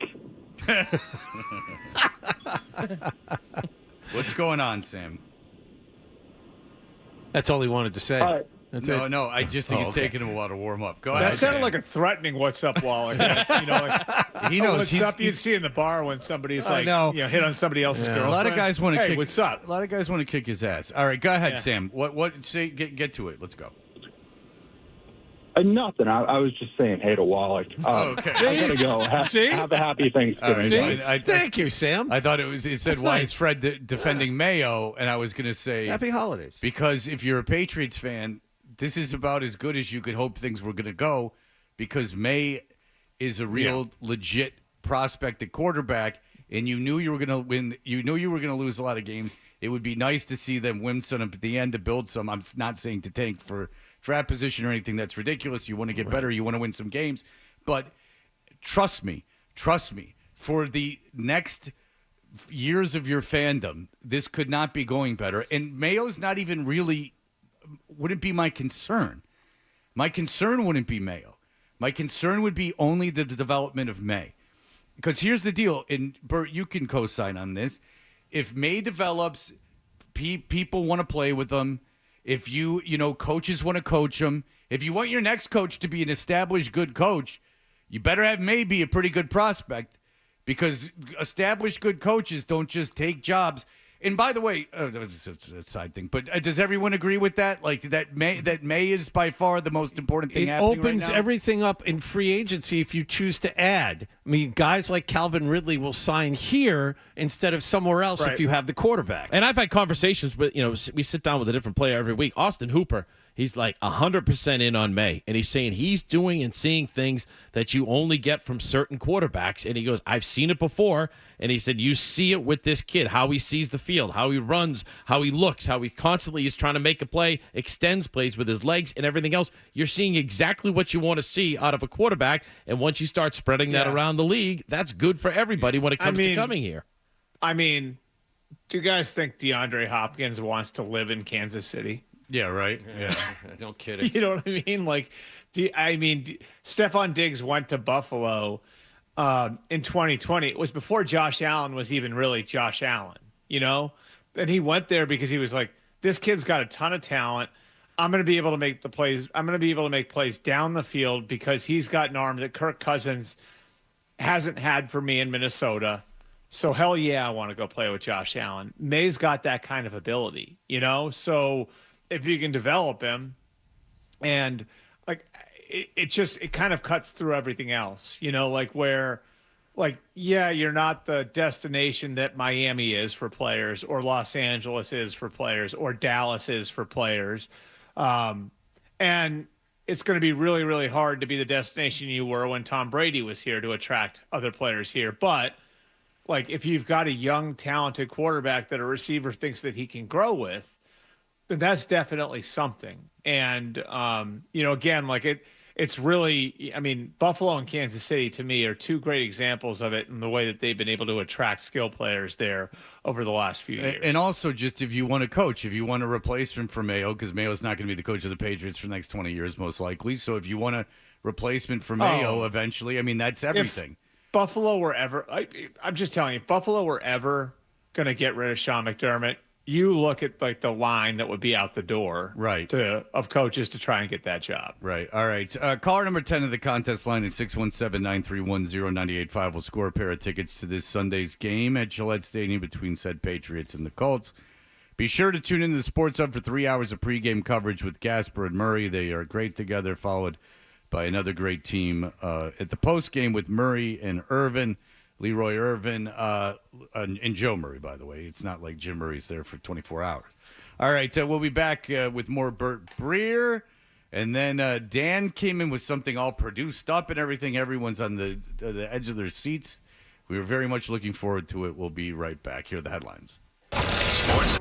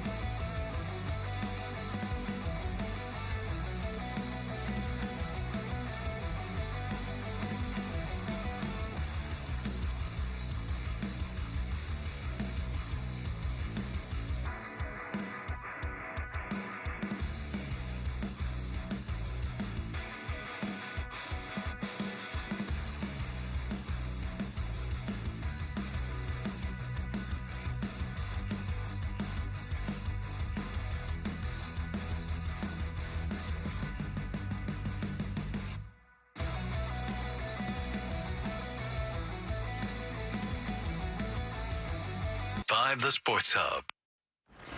Hey, if your alarm clock sounds like this is the show for you. Toucher and Hardy, The Sports Hub. Yeah, I would say, every game is unique in itself. And ultimately it falls on me to make those decisions. There will be games, we're a game plan team that we are aggressive on fourth down. There'll be other games where maybe not so much. And I would also say that, there are different factors that go into those decisions, like where we are in the game, where we are on the field, and things like that.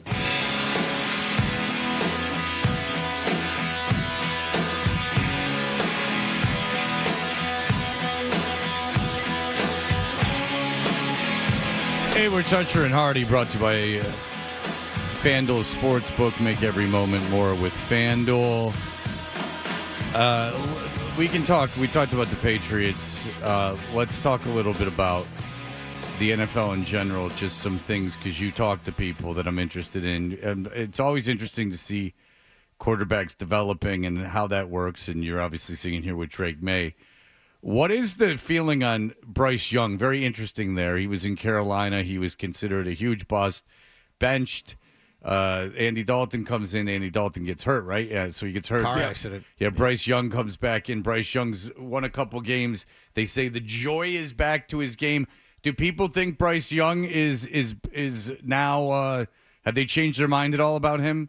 I don't think there's been like a market change, but he does look like a little bit more comfortable. And, at the very least, I think like if you're the Panthers, you can say, we don't need to force it with a quarterback next year. Like we don't need to go into the 2025 draft, like say like the Giants or Raiders might, where it's like, we need to go get a quarterback now. I think Bryce Young can be a decent NFL quarterback. I still think like the questions about his ceiling remain. The size, the arm strength. Like, in other words, are you ever going to be able to compete on the highest level, with Bryce Young as your quarterback? Are you going to be comfortable in a year or two paying Bryce Young $50, $55, $60 million? So, I think that's where, the rubber meets the road with any quarterback you're going to draft that high. And so do I think he looks better? Yes. Sometimes a young quarterback, like the message of accountability, can resonate. And, I think that, having to go back and take a hard look at his game, and Bryce Young's always kind of handled himself as a pro anyway. So it's not like there was a maturity issue or anything else, but sometimes just kind of getting that like, man, like, I really might not have that many more cracks at being a franchise quarterback here. Getting that message sometimes can resonate. It seems like it did. And, I give Dave Canales credit too. Like that team could have very easily gone the other way in September and October. And I do think benching Bryce Young, like at least in what's a very positive package with him, he's kind of like he's a Pete Carroll guy. So he's kind of got that sort of same feel to him. I think sending that message of accountability can kind of do some good for you across the locker room, too. All right. So then you think about the rookie quarterbacks. Jaden Daniels was a runaway favorite to win Rookie of the Year, and now Bo Nix has closed that gap a little bit. Just quickly, what are you seeing from – I will be seeing Caleb Williams tomorrow. From the rookie quarterbacks outside of Drake May, is this a high floor, low ceiling for Bo Nix? What are you seeing from Jaden Daniels? What have people figured him out a little bit? What's going on? Well, like Caleb has looked a lot better the last 2 weeks. So the offensive coordinator change seems to have helped. I don't know how much of the game you guys watched against Minnesota, but he made some ridiculous throws. When he's on, he's unbelievable. Like when he's on, there's such a talent discrepancy, even with him and Drake May and everyone else. Like, yeah, those throws that he made to come back at the end of that game were ridiculous. Yeah. Yeah, I mean, the one to force overtime, essentially, like right down the middle of the field was insane. There was one where he was rolling right that looked like one of his throws at USC. It was to like DeAndre Swift down the right sideline, where he's like falling out of bounds, and he like throws it 30 yards downfield and hits the guy in stride. He is, I mean, I think he makes that Bears job very, very attractive if Eberflus is gone after the year.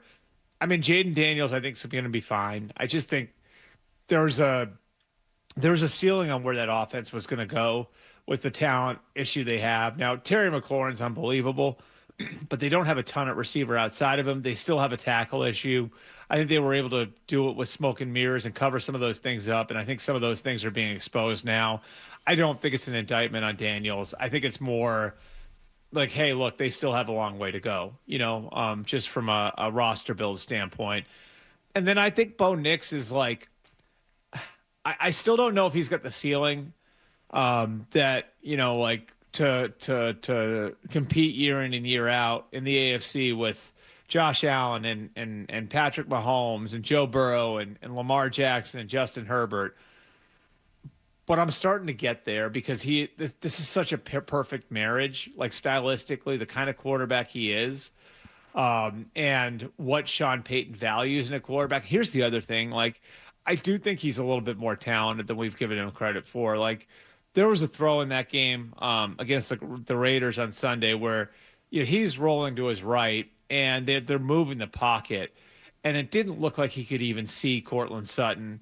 And on the move, he's throwing it back across his body and hitting Cortland Sutton on the end line, where it was just like, okay, like he really kind of zipped that one in there. So, I don't think he's got the ceiling of an Allen or a Lamar or a Herbert or a Mahomes or a Burrow, but it just feels like such a perfect marriage, coach to quarterback, that maybe that makes up some of that ground.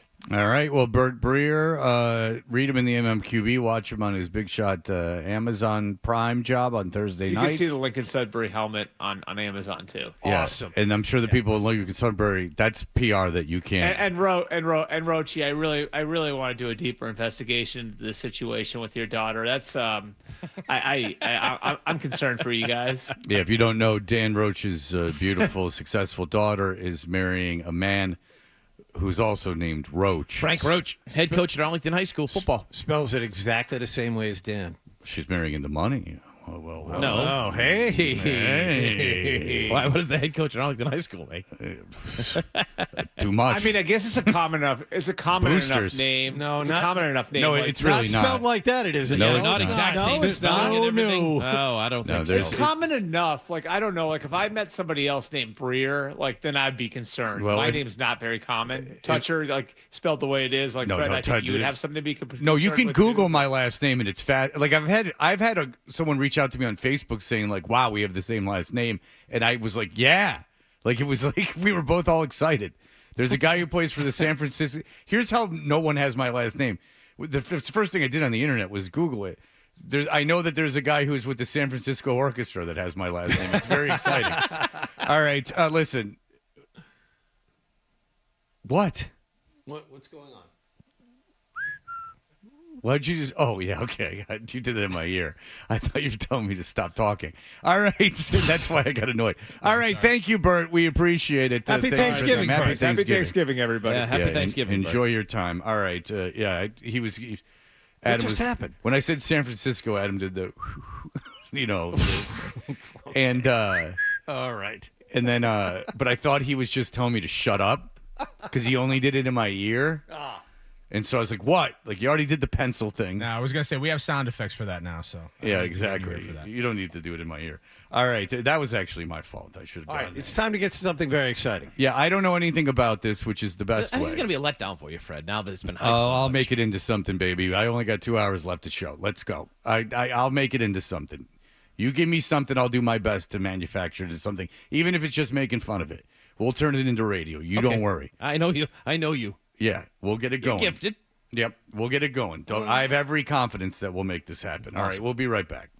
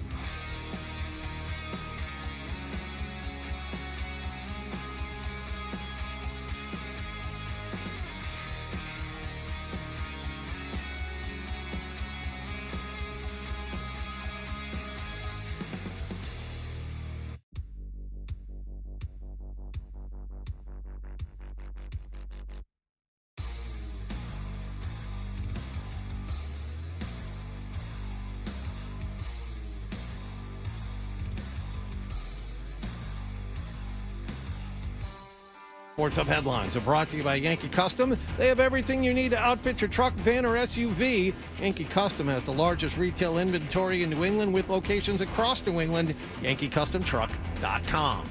I'm John Wallach at Boston Zone for Sports, 98.5 The Sports Hub. Your next update at 8:30. Let's talk turkey, shall we? Blah, blah, blah, blah, blah. Oh, in the sports industry, that's what you say. Got your talking head right here, buddy. 98.5 The Sports Hub. It's called rising and grinding. Start your day. Got your finger on the pulse, Fred. Begin your Seldom right and never wrong. right here. Is that Dutcher or is that Hardy? Kinda looks like a poodle. It's an effing poodle, dumbass. The Sports Hub.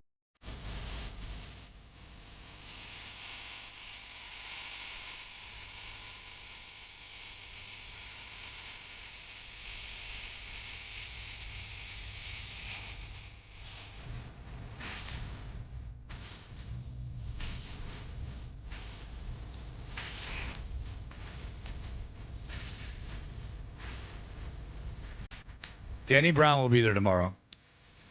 Is that right? Yeah, Danny Brown might. There's a good chance. It's always Big I'd like Sean to and say I knew Eminem. that, but he's from Detroit. Yeah. Whose fight song is this? This is going to be Danny Brown. It's always Big Sean and Eminem. Eminem is part of the whole thing, and especially Thanksgiving, but he's part of every home game thing. A big Lion fan. Here you go, Dan. Got the Northeastern fight song. This sounds like this is on kids' instruments. Yeah. This sounds like that dumb Jimmy Fallon thing when they do everything. It's literally because someone's playing triangle. Who's That's like Northeastern someone's playing? job is to play. Who's Northeastern playing in football this year? Beats me. Northeastern has a football team? Don't. Yeah, no. That's the point. They discontinued They it. discontinued it. Yeah. Rollins didn't have a football They had team. one when I was there, though, John, and we play. And I mean, we didn't play anybody. That's one of those teams you're like, why are you playing football? Yeah. Yeah, well, Northeastern and BU both dropped their programs a while ago. Yeah, Syracuse like had a nice City- win last week. City schools, well, they got to. Does Notre Dame? No, who plays? Someone plays Syracuse, and if they lose, they're out of it. All right. Anyway, we are Toucher and Hardy. We are brought to you by FanDuel Sportsbook. Make every moment more with FanDuel. Take a look at Danny Roche. Go to YouTube. Go to 98.5 The Sports Hub. We're live on there because we're not good enough for TV. And you can hit subscribe on there. We were on TV, and I still can't remember why we decided to get off. I know why, but it seems like that wasn't the best decision. I warned you. But that was as much my decision as anyone's. Stupid. It was stupid. It would have been a nice little paycheck. I'll tell you that by now. It wasn't much then, but they have to keep paying you more, conceivably. So that No, would they have don't. nice. when they start where they were starting, Dan, yes, they do. just to get halfway up with inflation. How long you been at BC now? I know, too long. Dan, we're talking about. I pay them. Yeah, let's put it this way: you're not sending a kid to public school on this money. You don't have shelter. All right. So here's the deal. I don't know what's going on, but Dan Roche is here, and Dan, you came prepped for something. Well, I like, you guys have a lot of different things that you have on and these little games and what have you. So I thought I'd bring something to the table. I went and worked in the deep lab inside Foxborough, the All Access folks, Bob Doyle, Tom Ribeiro.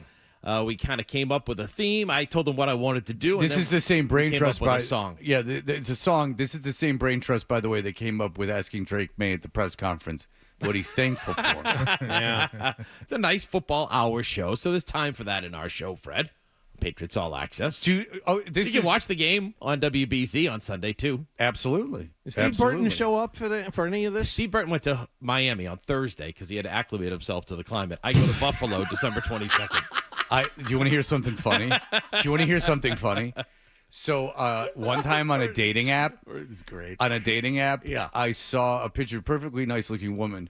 Her profile picture was her with Steve Burton at a game. Come on, like she was like she had pegged like Steve Burton was. Awesome. Obviously, it was a picture she probably thought she looked really good in. Right. But she didn't crop Steve Burton out of it. No, put the mayor in. Why not? So like her thing was like, dude, I was with Steve Burton once. Yep. I told you I was at the movies. Maybe I didn't tell you this. I was at the movies at Showcase in Chestnut Hill. I've gone to 22 movies with my daughter this year. This is a guy who would I go went to see years. Wicked with my wife on Saturday. If I went to see Wicked with my daughter, it would be like when I took my daughter to Barbie. My ex-wife still doesn't know about it. It would have been, if I take her to Wicked, it would be a whole thing. Really? They went to it in New York. It would be a whole thing. Okay. The jealousy would be off the charts. Really? Oh, yeah. There's a lot of jealousy with my relationship with my daughter. Okay. So Steve Burton. Yes. So Steve Burton's at this movie Showcase, showcase. The movie ends, and Steve Burton stands up, and I'm not lying to you.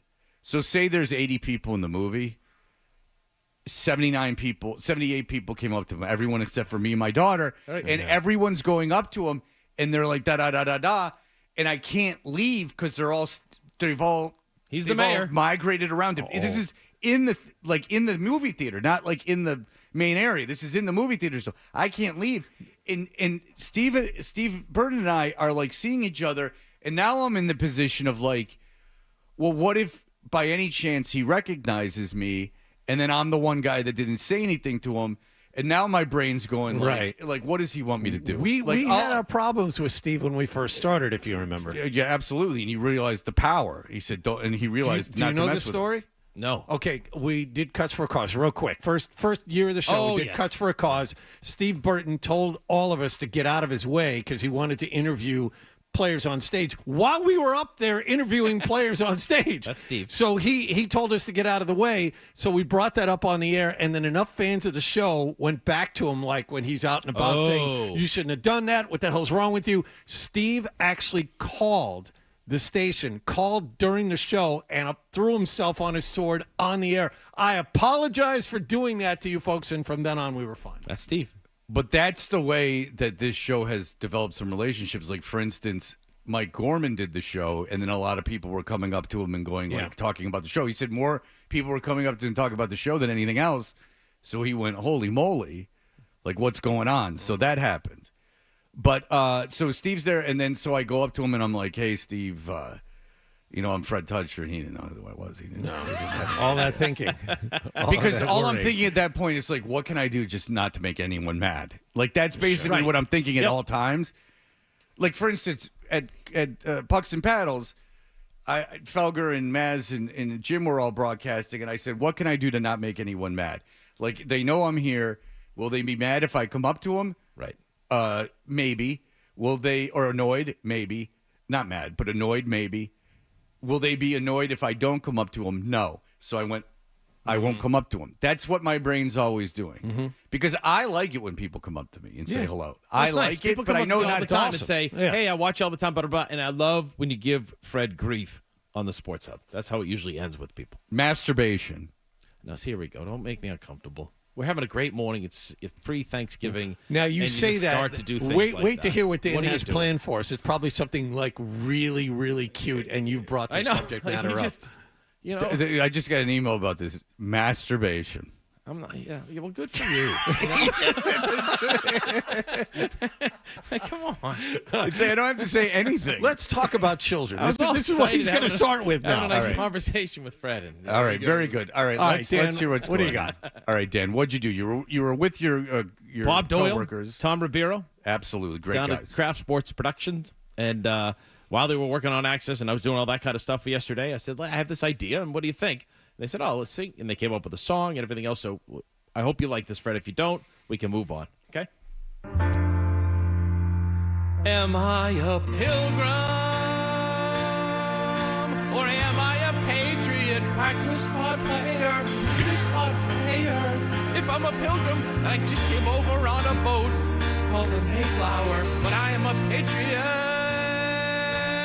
Practice squad player, practice squad player. I don't know what I am. These guys will guess. That's great. All right, so that's from the Muppets. By the way, you well, thank Am I you. a man or a Muppet? Jesus Christ. Well, everyone knew that, duh.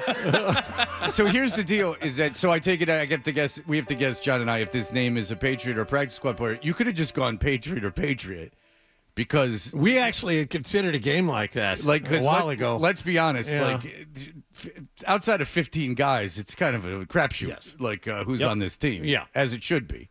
Is it All a right. Patriots starting offensive lineman, or is it a Patriot? Oh no, that's or is it a Pilgrim? I know Could be either one. I know one injured lineman in one that's under contract. Exactly. And other than that, I couldn't tell you off the top of my head their names. I might recognize the names, but I couldn't tell you. All off right, the top so a of my head. Patriots practice squad player or a Pilgrim. Or an original, Original Pilgrim came over on the Mayflower. So Gotcha. in the last 2 so or 3 years. if it's like Brickashaw Ferguson, it's Right. not Mayflower. Got it. Yeah, Okay, all right, so got it. here we go. All right, so you ready? There's 10 guys. So I'm no African Americans on this boat. Okay. So just you had to put that in. You had to put that in because that will be a giveaway. All right, here's number 1. Ready? Is this a practice squad player or a Pilgrim? Okay. Miles Battle. Well, Miles could be an African American. This is how I'm playing the game. If they're black or not. Sure. Miles, because Miles Turner, Yeah. Miles Davis, MY or MI, practice squad player. Practice squad player. Okay, you are both correct. Boom. There you go. Buffalo shrimp. What's that? Is that Gruden? All right, very good. This is great because 12 is playing along. He's got this thing ready to go. I like this. Okay, All right. very good. Number do you, 2. Do you like my strategy, though? It's pretty you did inventive well. of me. Yeah, so far, so good. If they could in any way be black, I'm And gonna I say did one. not think you would go there. So One for Here one. Again. Oh, no, Ed no. Winslow. It's the smartest way to go. Go ahead. We'll say it Ed again. Winslow. Winslow doesn't sound like a waspy off the boat name, after Mayflower name. That's going to be like Smith and Adams. I'm going. You know what? I understand your thinking here, but I'm going Pilgrim. If it can any way be a black name, I'm going to say that it's I'm going Pilgrim. practice squad player. All right, and the answer is Pilgrim. Okay. 2 for 2. Number right. 3, Yes. Isaac Allerton. Oh, That's a practice. Mayflower. That's a practice. That's a Mayflower That's a guy. You think Isaac is a Mayflower guy? Yeah. Well, there's only one Isaac that's still around. That's true. And he's Jewish, and there was no Jews on the Mayflower. Hi, I'm Isaac. Isaac, were you on the Mayflower? Hi, I'm Isaac. Okay, Isaac, you're stuck All right. in that. What's the name again? Isaac Allerton. It's a Mayflower guy. You know what? I'm going practice squad player. All right, let's go. And the answer is Fred. He's a Pilgrim. All right. Yeah, not a lot of Isaacs anymore. All right, next up, Jotham Russell. Oof. Practice squad or I Pilgrim? know one Jotham. He's a white Russell. guy. Jotham again. Jotham. He's a white guy. The guy I know. I'm gonna go Pilgrim. I'll go Pilgrim. He is a practice squad player. All right. All right. Next up, let's go with, let me see. Hang in there, guys. All right. William Bradley King. That's right. that's a Pilgrim. No. It's 3 gonna- names. Pilgrim. Throwing you off practice squad player because it would be too obvious if you Back was using then, 3 yeah, names. they didn't do hyphenated names back then. I'm just making that up. Yeah. So what's That's a it? practice squad player. Damn it. Not easy, huh? Oh, you were right. I was wrong. Was the will your daughter hyphenate Roche? Yeah, I told her to do that. Yeah. So you should be Tory Roche. It'd Yeah. be cool.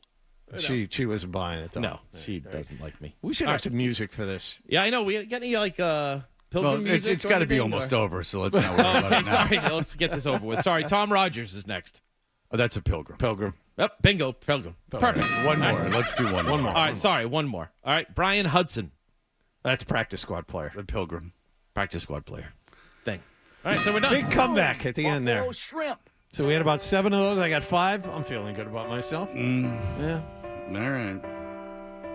I didn't do as well as Johnny, but I like my logic and what I was thinking. No, you know what? I hadn't thought of that either. Nice job. Do we have a Roach's song? I am. I'll play it again. Yeah, Man play or a Roach's Muppet? song. Am I a pilgrim or am I a patriot? Practice squad player, practice squad player.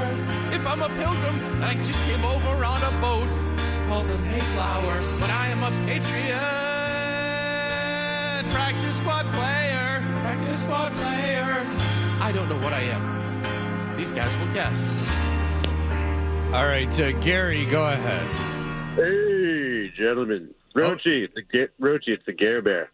It's Hey, Oro how you doing? Tangway. Good. Hey, Love the song. Wondering, what are you doing after Thanksgiving? I got a couple glasses in the bag. I got to find some coverage for. Whatever you need, you got it. Yeah, we asked that actually. It's funny you mentioned that, Gary, because John was asking Dan before the show if he had done Gary's class. He's got a big role coming up. I'm going to play. Yeah, he is. He's going to play at the Wilbur. Why? I'm not joking. No, we're not kidding about I didn't think you were joking. Well, you're giving me a look like you're afraid to say I don't know something. what kind of look I gave you. I'm excited for him. You gave me a look that, like, what are you going to say? He's just I give you that look every time. I'm just going to say that's a normal look when he shows Right. up. But I'm excited for him. Yeah, you I should love be. Tiger. I'm excited too. The challenge is how to, because when Gary gets excited, he gets an erection. Controversy. So the question is how to holster that piece down during the show. I'm playing two characters. For real. Abe Lincoln and who else? He's playing Abe Lincoln and someone else. An author, right? Like a famous author. Right? Yeah. Vonnegut. No, it's Vonnegut or Mailer. He's playing Vonnegut or Mailer. Oh, he's playing Mailer, I think. Yeah, Mailer and Vonnegut. Oh, really? I thought it was just baby. I got to conquer both. One's a real drunk. The other one's some sci-fi geek. Yeah. Poindexter. You know what this play needs? Look, director, we've done a dry run. Now it's time for a wet run. Yeah. Let's sex this thing up. At what point does Vonnegut just come out with a fire hose and spray down a wet run? Play the Didion. Spray her down. Yeah.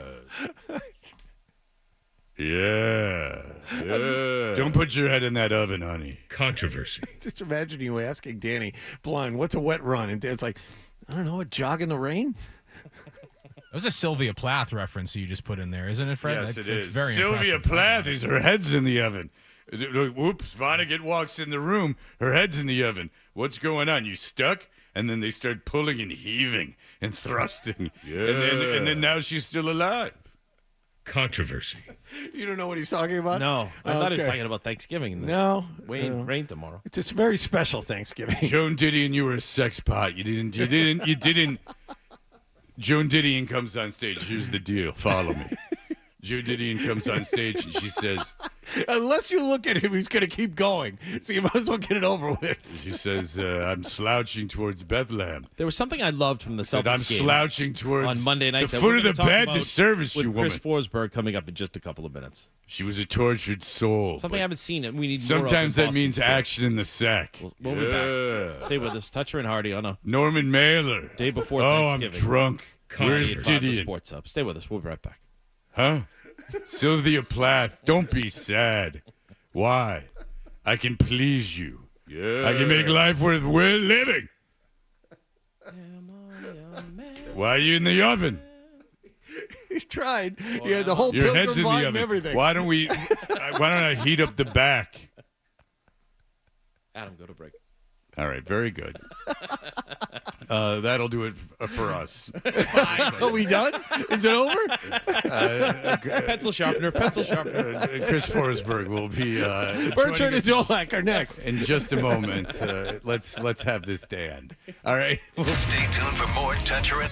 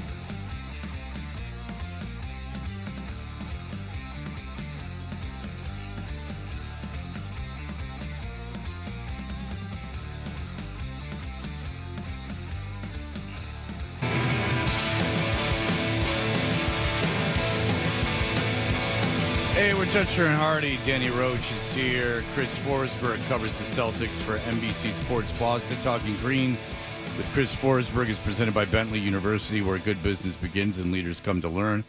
Chris joins us on the Volkswagen Dealers Expert Hotline. Hi, Chris. Hey, friends. How are you? We are well. The media makes it seem like there is going to be chaos with the traveling today.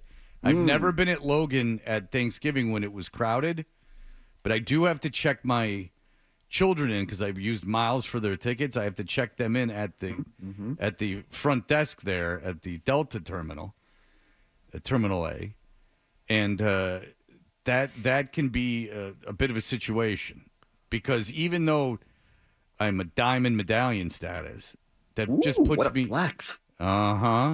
It just puts me. Some of us don't fly the budget airlines. It puts me in a line that usually only has one representative at the counter, and then even people with that priority who have to fly occasionally stand there and befuddled. What? Other than checking in children, or if there was, what more could you be doing on a day where everything's running relatively smoothly, and they stand there. And everything takes forever, and I blame the customer, not the customer service agent. Fred, you know how you solve this? You fly Spirit Airlines. No one brings a bag because they don't want to pay for it. No, we're not checking bags. So why not use a kiosk? I can't. I got to check in with a gate agent because they're minors, I used miles. They're minors. I have to prove that if they're not unaccompanied minors, because my daughter. So I can't check either of them in. Huh? What about just putting them in an Uber? And just having them go to Detroit? Yeah. I mean, your hands are washed. Like, you did your thing. They'd come out. I don't know which one. Only one of them would come out alive. Because if they were in an Uber that long together, say it's a 12-hour drive, that would be they could still make if they left now, they could still make the second period of the Red Wing game. See? Yeah. So they don't have seats? Yeah, they have seats. Oh, okay. But I have to check in because they have to establish that they are, not runaways. Yeah, that should be easy. It should be easy once I'm up there. I'm not concerned about once I'm up there. I'm concerned about every a-hole in front of me that's, trying to solve a Rubik's Cube in front of them. This somehow has gotten past them, and this is going to become a whole exercise on what's going on. And then they don't take no for an answer. That's what I'm concerned about. Just do the excuse me. This the woman at the attendant told me to come right back. I just had to go get something checked and fixed. Right? You wouldn't do that. No, but you would. No, I wouldn't. No, I wouldn't do that. How dare you? All right. So you saw something. Sorry. Chris Forsberg covers the Celtics. Yes. And you said you saw Love 'em. something. Happy Thanksgiving, Chris. Thank you, Dan. I miss you. Yeah, I miss you too. I'll be back second half of season. All right. Bye. Okay, what was it that you saw at the Celtics Yeah, so game? Chris, I thought one of the best things to come from Monday night was the fact that, and we need more of this in sports in general, in Boston sports and everything else. It was so much fun watching an athlete that absolutely loved every second of being in the Garden, on the court, with his teammates. There was a smile on Porzingis' face from start to even the press conference afterwards, all the way through, and it was just a pleasure to watch unfold on Monday night. That's all. It was so refreshing. It is. I was going to actually say, can you remember someone who radiated this much positivity? I would say maybe the only other one that jumps to mind is Isaiah Thomas when he came to the Celtics. Yeah. And I'm sure there's others across sports, but for me, it's just like he's just such a happy person. Even when he wasn't playing, when he would walk out of that tunnel with his double espresso in his hand and he takes a sip and he's winking at everybody and waving to everybody. I've never seen someone be able to command a room like the way that Kristaps Porzingis does. And even when you get a chance to sit down with him, you feel like you're important. And that's weird with NBA players this day when they just kind of want to get out of there. And so, yeah, I mean, it really is refreshing, maybe more so than anybody. I know how antsy he was having to sit there. I know he didn't miss a lot of time, only 17 games, but clearly he wanted to be back out there. And as soon as he got the green light, he was going to go. And I'll say, he was way beyond what I expected in that game. I mean, he was huffing and puffing early, but once he kind of got the lungs going, he had that little drive to the basket in the second half for the dunk, and I was like, ooh, he's a little bit more spry than I think. And it's just sort of a reminder of the level the team goes to when he's around and the joy he brings. They played with a joy having him back out there. The rumors were that he could have played before this, and the Celtics kind of held him off a little bit, kind of their version of putting him in bubble wrap. But why now as opposed to Christmas or 3 weeks ago? I think, one of the things that I think they did well is this just the first little break here. You get him back on a Monday night. You got 3 days now before you throw him back out there in Chicago. I'll be interested to see what they do next week, 5 games in 7 nights. Obviously, I don't expect him or Al to play in back-to-backs for the duration of the season. So, you stagger them on those nights. But I just think the schedule is pretty advantageous. There's going to be another break depending on how the NBA Cup plays out. And, we don't know what days they're going to play and whether they'll be in that tournament. But there's going to be an opportunity to sort of make sure you ramp them up appropriately in this stretch. And you start looking ahead. If they had waited till Christmas, January is just a blizzard of games. And so it's going to get a little bit more difficult. But I go back to it. Just when I sat down with him on media day, and John, maybe he did the same thing with you when I said, does this team being so good give you the luxury of pacing yourself back? And he's like, no. As soon as I'm ready, right? As soon as the medical staff says you're not going to hurt yourself, you go. There's no sense sitting around. It's go time, and so it is a luxury that this team can be cautious with players.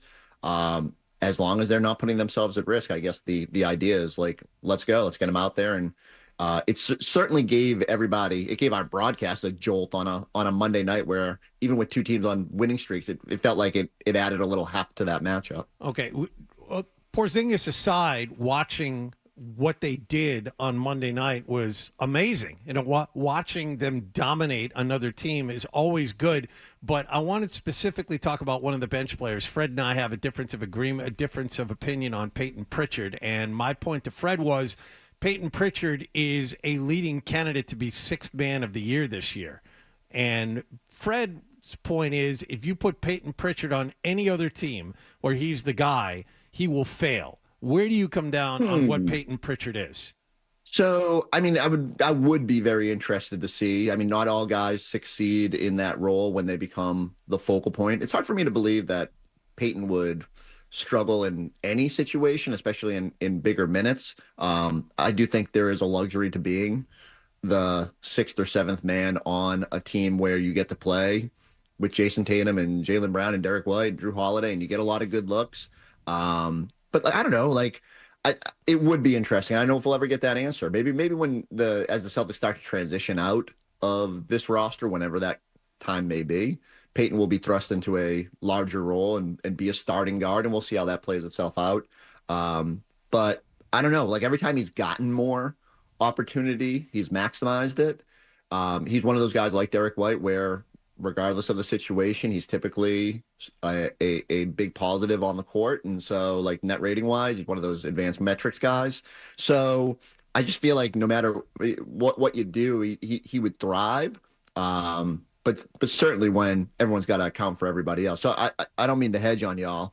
I don't mean to not offer a tiebreaker here, but that's what's happening here.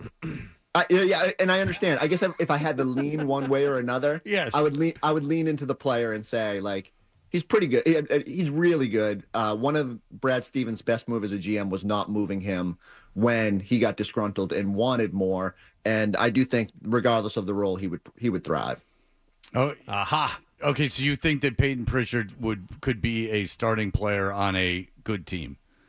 I think he could be. I think the one thing that would be difficult is, again, every small guard is targeted. And so if he was starting and teams could put more of an emphasis on putting one of their star guards on him, let's say he's got to guard Cade Cunningham every night, right? That's tough, and that's tough for anybody. I think that would maybe make it a little bit more difficult on Peyton than coming off the bench. And yet, guys like him and Hauser have both elevated their defensive play because they understand that if they're going to stay out there, they got to be better. And it wouldn't be for a lack of effort. It just comes down to 6'1" dudes gotta get a little bit more targeted than other guys. Well, yeah, when I think 6'1", 6'2" point guard, I think John Morant. And there's a bit of an athletic difference between the two. I think you have to be a hyper elite athlete at that level. Peyton Pritchard is probably a great athlete. I mean, obviously, he's playing in the NBA. And we know that to play in the NBA, you have to – no one gives him enough credit. I'm talking about just in a sea of NBA players, and I give him a lot of credit. He sacrificed his life and I would imagine mental well-being to get to where he is today. But when it comes down to, like, just being the athlete, you can tell. I mean, you can tell when you watch guys play at any level. You can tell who are the special athletes and who aren't. And in a sea of special athletes, he's not there. And I also think to find he knows what his role should be. Right. And that's I great. Think what makes him different is that not every elite athlete that you see on a basketball floor has the heart of a guy like him who's just a gym rat. You know what I mean? I didn't argue that he could be Sixth Man of the Year, and I didn't argue that he was valuable for this team. I just made the point that I don't think that he could start on a decent, not even good. I don't think he couldn't start on the Pistons. I mean, he wouldn't. He wouldn't start on the Pistons. No way. I mean, you mentioned Cade Cunningham. I mean, what is he going to start over Jaden Ivey? Like, where is he going to start? So yeah, I do start thinking about teams. Okay, so like Fred VanVleet, when he went to Houston, they gave him a ton of money. Is there a team that was willing to pay to find out if that guy could be a star? And, look, they've got him locked up. They don't probably have to worry about that for 3-4 more years here, but we'll see the trajectory. Like I said, I think there is a transition period coming where Peyton is a starting guard on this group. I think it's just invariable based on the cost of the roster. And, whether that happens, the new ownership will dictate whether that happens sooner than later. And maybe we'll get a better answer to that question about, just what is sort of the ceiling for him. I just guess I always hesitate when guys like that, because every time you think they couldn't be more than what they are, man, that motivates them, and I wonder how that would look. Can you think of anyone in the history of the NBA that's been a guard that's been the star, or like a good starting guard that was unathletic, just off the top of your head? Because Danny Ainge was a super athlete. Yeah. John Stockton was a very good athlete. Yeah. Go ahead. I guess the only thing I would push back on is I think Peyton is sneaky athletic. It's just not. No, not NBA. Yeah, he's an elite athlete. I'm talking about small guard NBA. Yeah. Good starter. I'm breaking it down. How many small guards are in the NBA? I'm really narrowing the field to like 10 guys. So you're like John Stockton. He is not athletic, but he had a specific skill set that allowed him to thrive because he was a great passer and could hit shots and stuff like that. It was a different era of the NBA. He played with Karl Malone. He was incredibly special, probably a similar kind of athlete to Peyton Pritchard, that maybe John Stockton. And John Stockton's a Hall of Famer and everything else. So there you go. All right.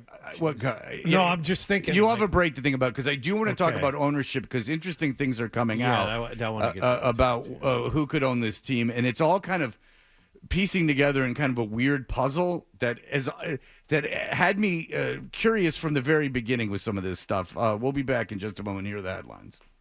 Sports Hub headlines. Bruins.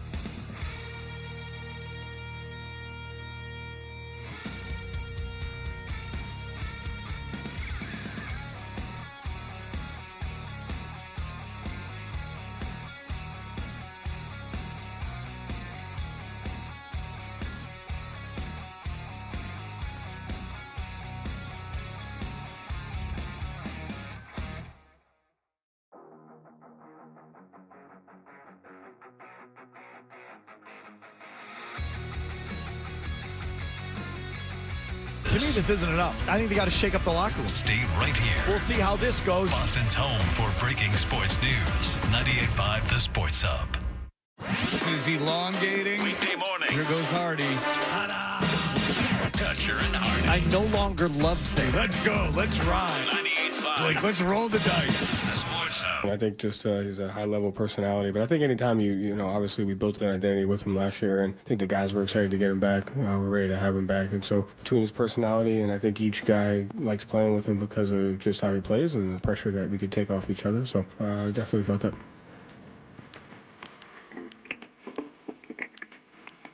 All right, so we are Toucher and Hardy with Dan Roche today, and we have our friend Chris Forsberg from NBC Sports Boston on. And it's interesting because I was always like, what's going on with these Abu Dhabi things? I bring it up all the time. It just seemed very weird to me. And then, it just seems weird. And then there's theories on why it was going on. I mean, Chris Forsberg is part of the propaganda campaign. Obviously, if anything goes wrong, I saw him on a billboard for it. Yeah, you can actually, like point at him. But no, in all seriousness, Wick Grossbeck, who was humiliated after the championship, where it was found out that his father owned the vast majority of the Grossbeck stake in the team, and told him, "Son, you will sell these things." Well, now that has come out when Grossbeck was over in Dubai with the team, or Abu Dhabi, where the hell they were, with the team, in the Middle East with the team, one of these oil-rich countries, that perhaps he could have this pipe dream of regaining some or keeping some control of the Celtics if he brings in a government investor, like a minority investor, to buy his father's shares. Chris, this is all very interesting. He has to run the Live Tour too, though. Well, yeah, that's going away. But nonetheless, this is all very interesting. What are you hearing about where ownership is at now? Yeah, all I know is that with regards to like a foreign investment, I believe there's a cap, right? 20% is the most that any foreign entity can own in the NBA at this point. So it would just be, they would be part of a group if they were to invest. And so, look, we know that they're interested. They have the money over there. I don't know what the long-term goal is. Like the 14-hour flight from Boston, it's hard to envision, but there was an appetite for basketball over there. And I do think that sooner than later, the folks over there are going to be involved. And, it is an interesting discussion about, how that plays itself out and which team is that. I think they have an ownership, that group that Wick reportedly met with has a ownership stake in maybe the Commanders. Yeah. And so I don't know, and I haven't delved into it, but it is something that, I've sort of been wanting to look more into, because I'm just, even from an outsider perspective, just curious how that works and what the reception to that was down there. But in general, it's just a fascinating thing. When it's so weird that we went from, hey, there's this title, we're doing a parade, and now, the team's for sale. And it's really been quiet for 5 months. And we've had these little things, and people trying to dig and figure out, what's going on and why is this happening? And yet there really doesn't seem to be much movement in terms of what's actually happening. And I think Wick, when he got asked about it during the D.C. visit, had said, he still wants to be there for, 3 more years? I think that's ambitious. But I get, obviously, why he would want to do that. It's embarrassing. I mean, it's embarrassing. You sell the team. I mean, it's crazy that he thinks he could be in charge in 3 years. Well, no, it's not. Because Really? This is from John Tomasi on the very solid NBCSportsBoston.com site. The C's go to a Saudi wealth fund that loses any connection to the city and turns the team into an instrument of sports washing. It's happening all over European soccer. It's only a matter of time before its state-funded ownership comes for iconic U.S. brands too. And that is what would happen. But you could see how that would, if Wick Grossbeck's allowed to engineer that selling of his family's portion of the Celtics, you could see how that would be appealing to him, because he can say to them, okay, I'll sell to you if you let me, still pretend that I run the team. And I get to stand on the duck boat and everything else. That was humiliating for him when that happened. And if that indeed happens and Wick still pretends to be the owner, it's going to get to Belichick dating levels on this show. Okay. In terms of putting him down. Let's be honest. Oh, good. It's very embarrassing. I know Chris Forsberg can't go there, but I mean, I think that we have to, as a man, you sometimes just have to pack it up and take your billions of dollars. And by the way, the idea that this team's going to lose money and that's going to turn off owners is ludicrous. Ludicrous. Read any business article about investing in any professional sports franchise, regardless of how much they're quote unquote making a year. It's stupid math. It's a tremendous investment. The bubble hasn't burst. But at the same time, and we all know that. They're going to have to do something eventually. Right, Chris? What's the time frame? 2 years, and then they're going to have to start screwing around with all this stuff? I mean, honestly, it starts next year. It's okay. Like when everything when that's when sort of rubber meets the road. Like the it's going to be really expensive, and I don't know how an owner as constantly current as if the roster stays the same. Which again, I just think there's going to be changes after this season, which is why this has always had a little bit of a Last Dance vibe to it. Now, look, like part of the intrigue of a deep pocketed owner is look over at European soccer. The Man City has been able to keep together like a very expensive roster. And so, it's a balance. There's stuff that like whoever, regardless of who the owner is, if they have a lot of money, it might be able to keep this thing together longer term, and it's appealing. The question comes down to, like, do you prefer the local tie? And I think, again, I just keep coming back to it. We've been spoiled having guys that actually like lived here and cared about the team. And it's just going to get a little weirder from here. Yeah, I think that you should want someone who's at least somewhat connected and has some stake in the game that's emotional rather than financial. That's the only shot you have to keep this roster straight. If a guy like Pagliuca manages to maintain forget the control roster, because no one's going to keep the roster straight. Just forget about that, because the value of the team is you're going to sell it for way more than you bought it for. The value of the team's going to all work itself out financially, but no one's going to keep the roster together. What my concern would be is for sports in general, if the teams just become so unattached to the city, so it's really just a name and a uniform, right? And it's just some company, and there's no stake. Like, because that's what the thing about owning a team is that the only reason you would buy a team conceivably would be to be loved, right? I mean, There's other ways to make money. There's other ways to make a lot of money.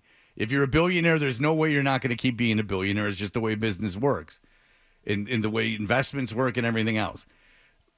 And if that goes away and there's no connection to the city other than just a bland corporate name in a uniform, I think that you're in danger of people starting to not feel connected to it and not being territorial about it. It just neutralizes everything, yes. Right? I mean, that's the joy of being an owner to me would be sitting in the front row every single night. Is doing what Wick did. In all seriousness, in as much as I thought it was embarrassing for him afterwards, because is that being what Wick did, being what Kraft got to do, like being loved by the city, being the face of the thing that you love. That's what would be appealing to it. And when you start just getting foreign governments and everything else, and you get into all that like weird crap, I just have a feeling it just doesn't. It makes me worry about the future of professional sports. Because again, if you picked up a sports page from 1920, you'd read about horse racing, baseball, and boxing, and that's there's still people alive now that were alive. Mm-hmm. Not many, but that were alive in 1920. All right, Chris Forsberg. Oh yeah, go ahead. No, I was just gonna say I think you're completely right. I think selfishly, all we want as fans is for owners who care. Right? Like, yes. Who understand it, who look at it from a fan perspective, and there are teams in this town that we wish cared a little bit more about the product on there. And so, I don't know. I think you're right. I think as someone, if I divorce myself from what I do, like as just someone who grew up here and wants the team to be relevant and thrive and succeed, I really hope they get this right. You make a good point, because John Henry, why isn't John Henry more loved? And then I think that the fact that he is invested in Liverpool and owns Liverpool and the Penguins, and he stretched himself out, people start thinking, well, you don't care about our team anymore. Mm-hmm. That's exactly right. Because you would think, why a guy who won 3 championships with some franchise that was considered a joke, not a joke, but like considered a team that was never going to win 4. Yeah. Why why is he not more loved? Yeah. And that's, I think, and that's how it started out too, Fred. He was sitting in the box. But that's people why you buy looking up to him, waving to him. He was enjoying night in and night out being owner of the Boston Red Sox. You either have to love the sport or love the city, and preferably both. But I understand it's kind of hard to get someone necessarily local. But you get a guy, and he buys the team like a Mark Cuban or something. They love the sport. They love the thing. They want to win as bad as you do. Because if that's not the case, then we're fools. We end up looking like idiots. All right, listen. Have a wonderful Thanksgiving, Chris Forsberg. Yeah, happy holidays, Chris. Yeah, happy Thanksgiving, Thank you, guys. Enjoy Right back yourself. at you. Are you going to Myrtle Beach? I am not. We have games Friday, so I'll be staying local for this one. Spirit Airlines will have to wait till. It's all about the cup on Friday night, Fred. Yep. Yeah, It's very exciting. All right, want Chris the cup. Forsberg, thank you so much for the time. We appreciate it, buddy. Later, y'all. All right, See ya. later. We'll be right back with Billy Jaffe, who just walked in. You're listening to Toucher and Hardy on the Sports Hub. It's all gravy, baby, this weekend.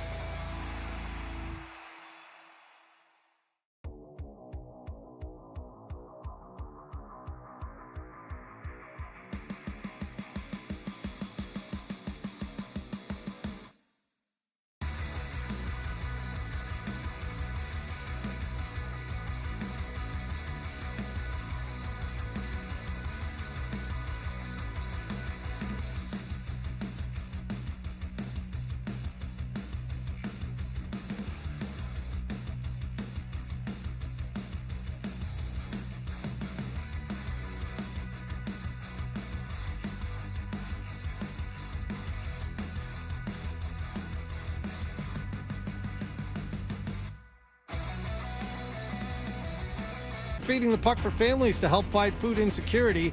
Learn how they're assisting the Greater Boston Food Bank at 985thesportshub.com/feed the puck. I'm John Wallach of Boston's Home for Sports, 98.5 The Sports Hub. Your next update at 9:30. No matter where you go, you're always connected to Boston sports with the 98.5 The Sports Hub app. Download it wherever you get your apps today. Fred, what's it like to work with Hardy and Wallach? What a golden ticket I've gotten. There you have it. Toucher and Hardy resumes on the Sports Hub. And you can win. You haven't much to lose.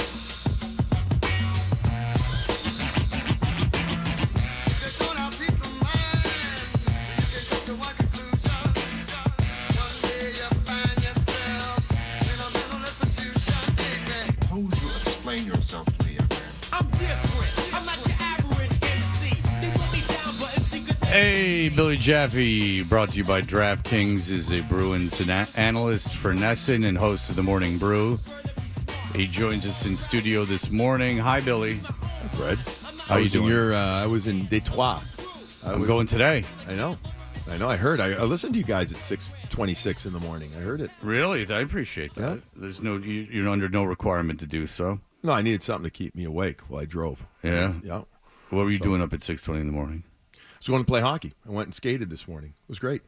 You find that keeps you in good better than run? Can you run with your knees and everything that's wrong with you from playing college? I hate running. I hated it. They made us run a 5-mile run in college to finish training camp, and I hated it. I was so excited. I think I've told you this story before. I was so excited. Before my freshman year at Michigan, I went up to coach in the Red Baronsons hockey camp and work out and meet people and all that stuff. And a bunch of us did. Long story short, I started training, and part of the training was running. And I started running 3 to 5 miles, blah, blah, blah. Anyways, by the last day, I ran the 5-mile, and I felt like, oh, my God, I did great. I had like 31 minutes. I was like, oh, this is awesome, right? And I get back to the training facility, and I'm telling Red and another coach or whatever, and I, long story short, realized that I missed about 3/4 of a mile of the route. No, really? because I was new to the Ann Arbor, and I just missed like a big loop into this town. I'm like, oh crap, because then I sucked at it. Okay, so we had to run it in under 35 minutes or 30. They wanted between 30 and 35. So Michigan's an elite hockey program, and you were there. I would say when I was there it was. Well, it is. I mean, what year did you graduate Michigan? 91. Okay, so I had a friend that played on the team in 96, and they won. I think they got really good. Who's your friend? Chris Freskin. Oh, yeah, his name came up yesterday. Defenseman. Yeah, attorney now. Is he? Yeah. Okay, because he lives in Milford. I'm like, what's he doing? What are you doing? He's a good player. No, they retain him, Fred. They got real good. Anyways, I was there. I was in Detroit downtown. So you were playing that like Little Caesars kids or something? What were you playing? It was a Canadian-U.S. battle between. So we played all Ontario teams, but Caesars was there. Yeah, it was fun. It was good. Detroit City looks. Hatcher played there for the Little Caesars. The big. I played when I was playing for Chicago. Mike Medano and other guys were with Little Caesars. Yeah. They were bloodbaths. Yeah. Absolute bloodbaths. Yeah, they were. I even heard about that. Yeah. I mean, it was. We had numerous brawls when we were bantams and midgets, but those were good memories. Did you fight guys like Medano and? But you couldn't catch them. You picked on other guys. Yeah, or they picked on me. It was a good battle. It really was. There was a couple of bench clears. There was. We only had one team in Chicago, so we had to play in what was called the Michigan National Hockey League then, and there were about 6 teams in that league, and we would go up there to Michigan like 6 times a year, and we'd play 3 games over the weekend and all. So it was our Bantam and Midget year. It was pretty intense, and there was a lot of good players. There weren't the amount of teams that there are now. It's crazy, but it was a lot of fun. It was good memories in hindsight. But it was fun to be there. Detroit downtown looks a little better, Fred. I haven't been there in a while. A little better. A lot better. Yeah, a lot better. It's a lot better. By the way, I didn't have any connection to hockey at all. I didn't play. I knew Freskin, but I didn't know, like, none of my friends were like elite hockey players. Darian Hatcher was such a badass. We heard stories about him fighting in games. Like, you heard about a kid fighting in games. Yeah. Just being and he's older than me. He's a mammoth guy. He was this huge kid, like 6'5" kid back when with a big mullet. When kids weren't that big, and he was just like fighting all the time. Yeah, kid sports. Yeah, probably 14 years old, like fighting dudes. Yeah, it's something else. All right, how you doing? Good. So the Bruins score. They can't score. Pasternak's frustrated, obviously, correct? I think David is. Yes, I thought actually Zaka looked more frustrated last night than David. But yeah, David has to be. David, he tried to go between the 5-hole of Kevin Lankinen. Yeah. I thought Lankinen got lucky on that one, quite honestly, because it bounced off the right knee, out the left knee, and it just somehow stayed out. But he made the save. Mm-hmm. So you say, okay. And then he was flopping around like a men's league goalie right on that one. He was swimming around there, as I think I said on the air, like me on a night out when I was younger. He was flopping around. But he made the saves. They're frustrated. No silver lining. I heard, again, all kidding aside, I heard you guys talking about early. You were right. I mean, they outchanced them 2-1. It was like 70. I think it was 71 total attempts to 36 for like they gave up 5 shots in the first period. They gave up 9 shots in their last 2 periods. All good. So positive yet. Right, but there's yes. an overriding concern is this. Like, Pasternak's going to score goals. Let's just say that happens, right? It better. So take that out of it, right? It has to. The main thing is that if you look at this roster, they need to add scoring. Where is the secondary scoring going to come from? Because there's no one. You're right. Right now, it hasn't happened. And now, it's 2 things. I mean, I think tonight on Nesson, we're actually going to show where certain guys were last year statistically and where they are this year. As we talked, we did a quick, production Coyle's chat. the big one, right? Mm-hmm. And Coyle, Zaka, Frederick, Geeky, those 4 right there. Offensively, you lose Heinen and DeBrusque, who we saw last night, and so ironic, I guess, or inappropriate, I guess, that he scores. But streaky as all heck, but he could still bring you 20 to, in theory, 30. But those 4, yeah. They also need to, and they need to generate more from the back end. And it's not just about goals, it's about secondary assists. Defense are so important in your offense. I thought Lowry's game last night was very demonstrative with regard to that, but they need to get more offense from him and McAvoy in particular. So those are all the numbers. And yes, David Pastrnak leads the way because of who he is. But if Fred, hopefully when, but if I'll say somebody on the offense gets going, it'll open him up just a little more. McAvoy's taking some shots from National Hockey Press, like a lot. Like, there's guys at The Athletic that are criticizing his game. I've read this isn't local guys, national guys saying he should be further along than he is. No one's doubting his ability, but the thing is that his performance should be at a higher level than it's been. Well, that's a good question, though, right? How old is Charlie? Is he 28? 26? I think he's 20. Where do you think he is game-wise right now? 26. Amongst the top defensemen. We're hoping for more out of him this year because we've seen we saw over the last at times 2 years in particular, 2 years ago, this year or last year, his ability to kind of control ice, control play with his skating, but also with his physical play. Now, how do you get to your physical play? It's by skating. Love to see him get skating even more this year at times. And I kind of think that's kind of, what's the word? Not emblematic, symptomatic of the rest of the team, or it's Joe Sacco has been very, very forthright about skating for many of our guys. It's moving feet more. It's moving bodies more. It's getting into areas more. A big team doesn't have the luxury, physical big team, Roche doesn't have the luxury of saying, we're fast enough that we can kind of watch the play develop and everything. Because of their size factor. And Fred, you asked me this much earlier this year. We talked about, are they fast enough? And I said, I think they are if they play fast. And they need to play fast. And that, but it's obvious, right? Anybody that skates know it's good to coast because you can wait for the play to develop. But a lot of times the game now is too fast if you do it too much. They need to move their feet more. He's one of them. They have a lot of trouble scoring 5-on-5 the last handful of games. I think it's 14 plus periods. Yeah, it's been one 5-on-5 goal, and that's Marchand to win a couple of Vintage games ago. Brad the other night. Yep. Yes, out from behind the net. But how much of this is bad luck, and how much of this is the team just isn't playing well, and how much of it is talent? Yes. All of it. Yeah. Okay. So you think they have to make a move for scoring if they want to listen, get I think I can't imagine. They went into this season, Fred, knowing that they were going to have to figure out a way to add scoring. I think they wanted to see, again, we've discussed this. They had those guys that we talked about, the Hoyles, the Geekies, et cetera, Frederick, career years last year. Zaka, those 4 guys. Yep. So we talked on your show. Could they not just repeat that level? It's like a salesman. You sell this amount, but then they say, okay, that's great. Give us 8% more next year. Right. So, thanks a lot. What have you done for me lately? And so it's the like Bruins, the internet here with the stupid page views. Go ahead. Okay. So the Bruins had to look at this, and management and coaching looked at it and said, all right, if we get this again from the guys, great.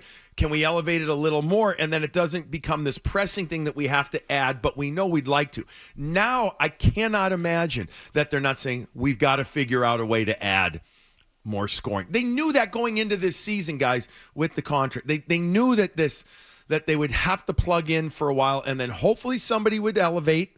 And then reality is they probably have to add. The last thing you need is to trade another first-round draft pick. I don't see that happening this year. I don't. But what I'm saying is to get anyone of substance. I mean, look, no one is knocking the door down for their minor leaguers at this point. So you can't take anyone off this roster. So, I mean, you're not going to be able to deal anyone off this roster. Well, they have some guys that are free agents to be. I mean, you can look at that down the road, too. And then you can talk to teams about that. There's still importance of taking money, being able to, the cap's going to go up again next year, but the Bruins are kind of up against it, so they're going to have to move somebody from their roster.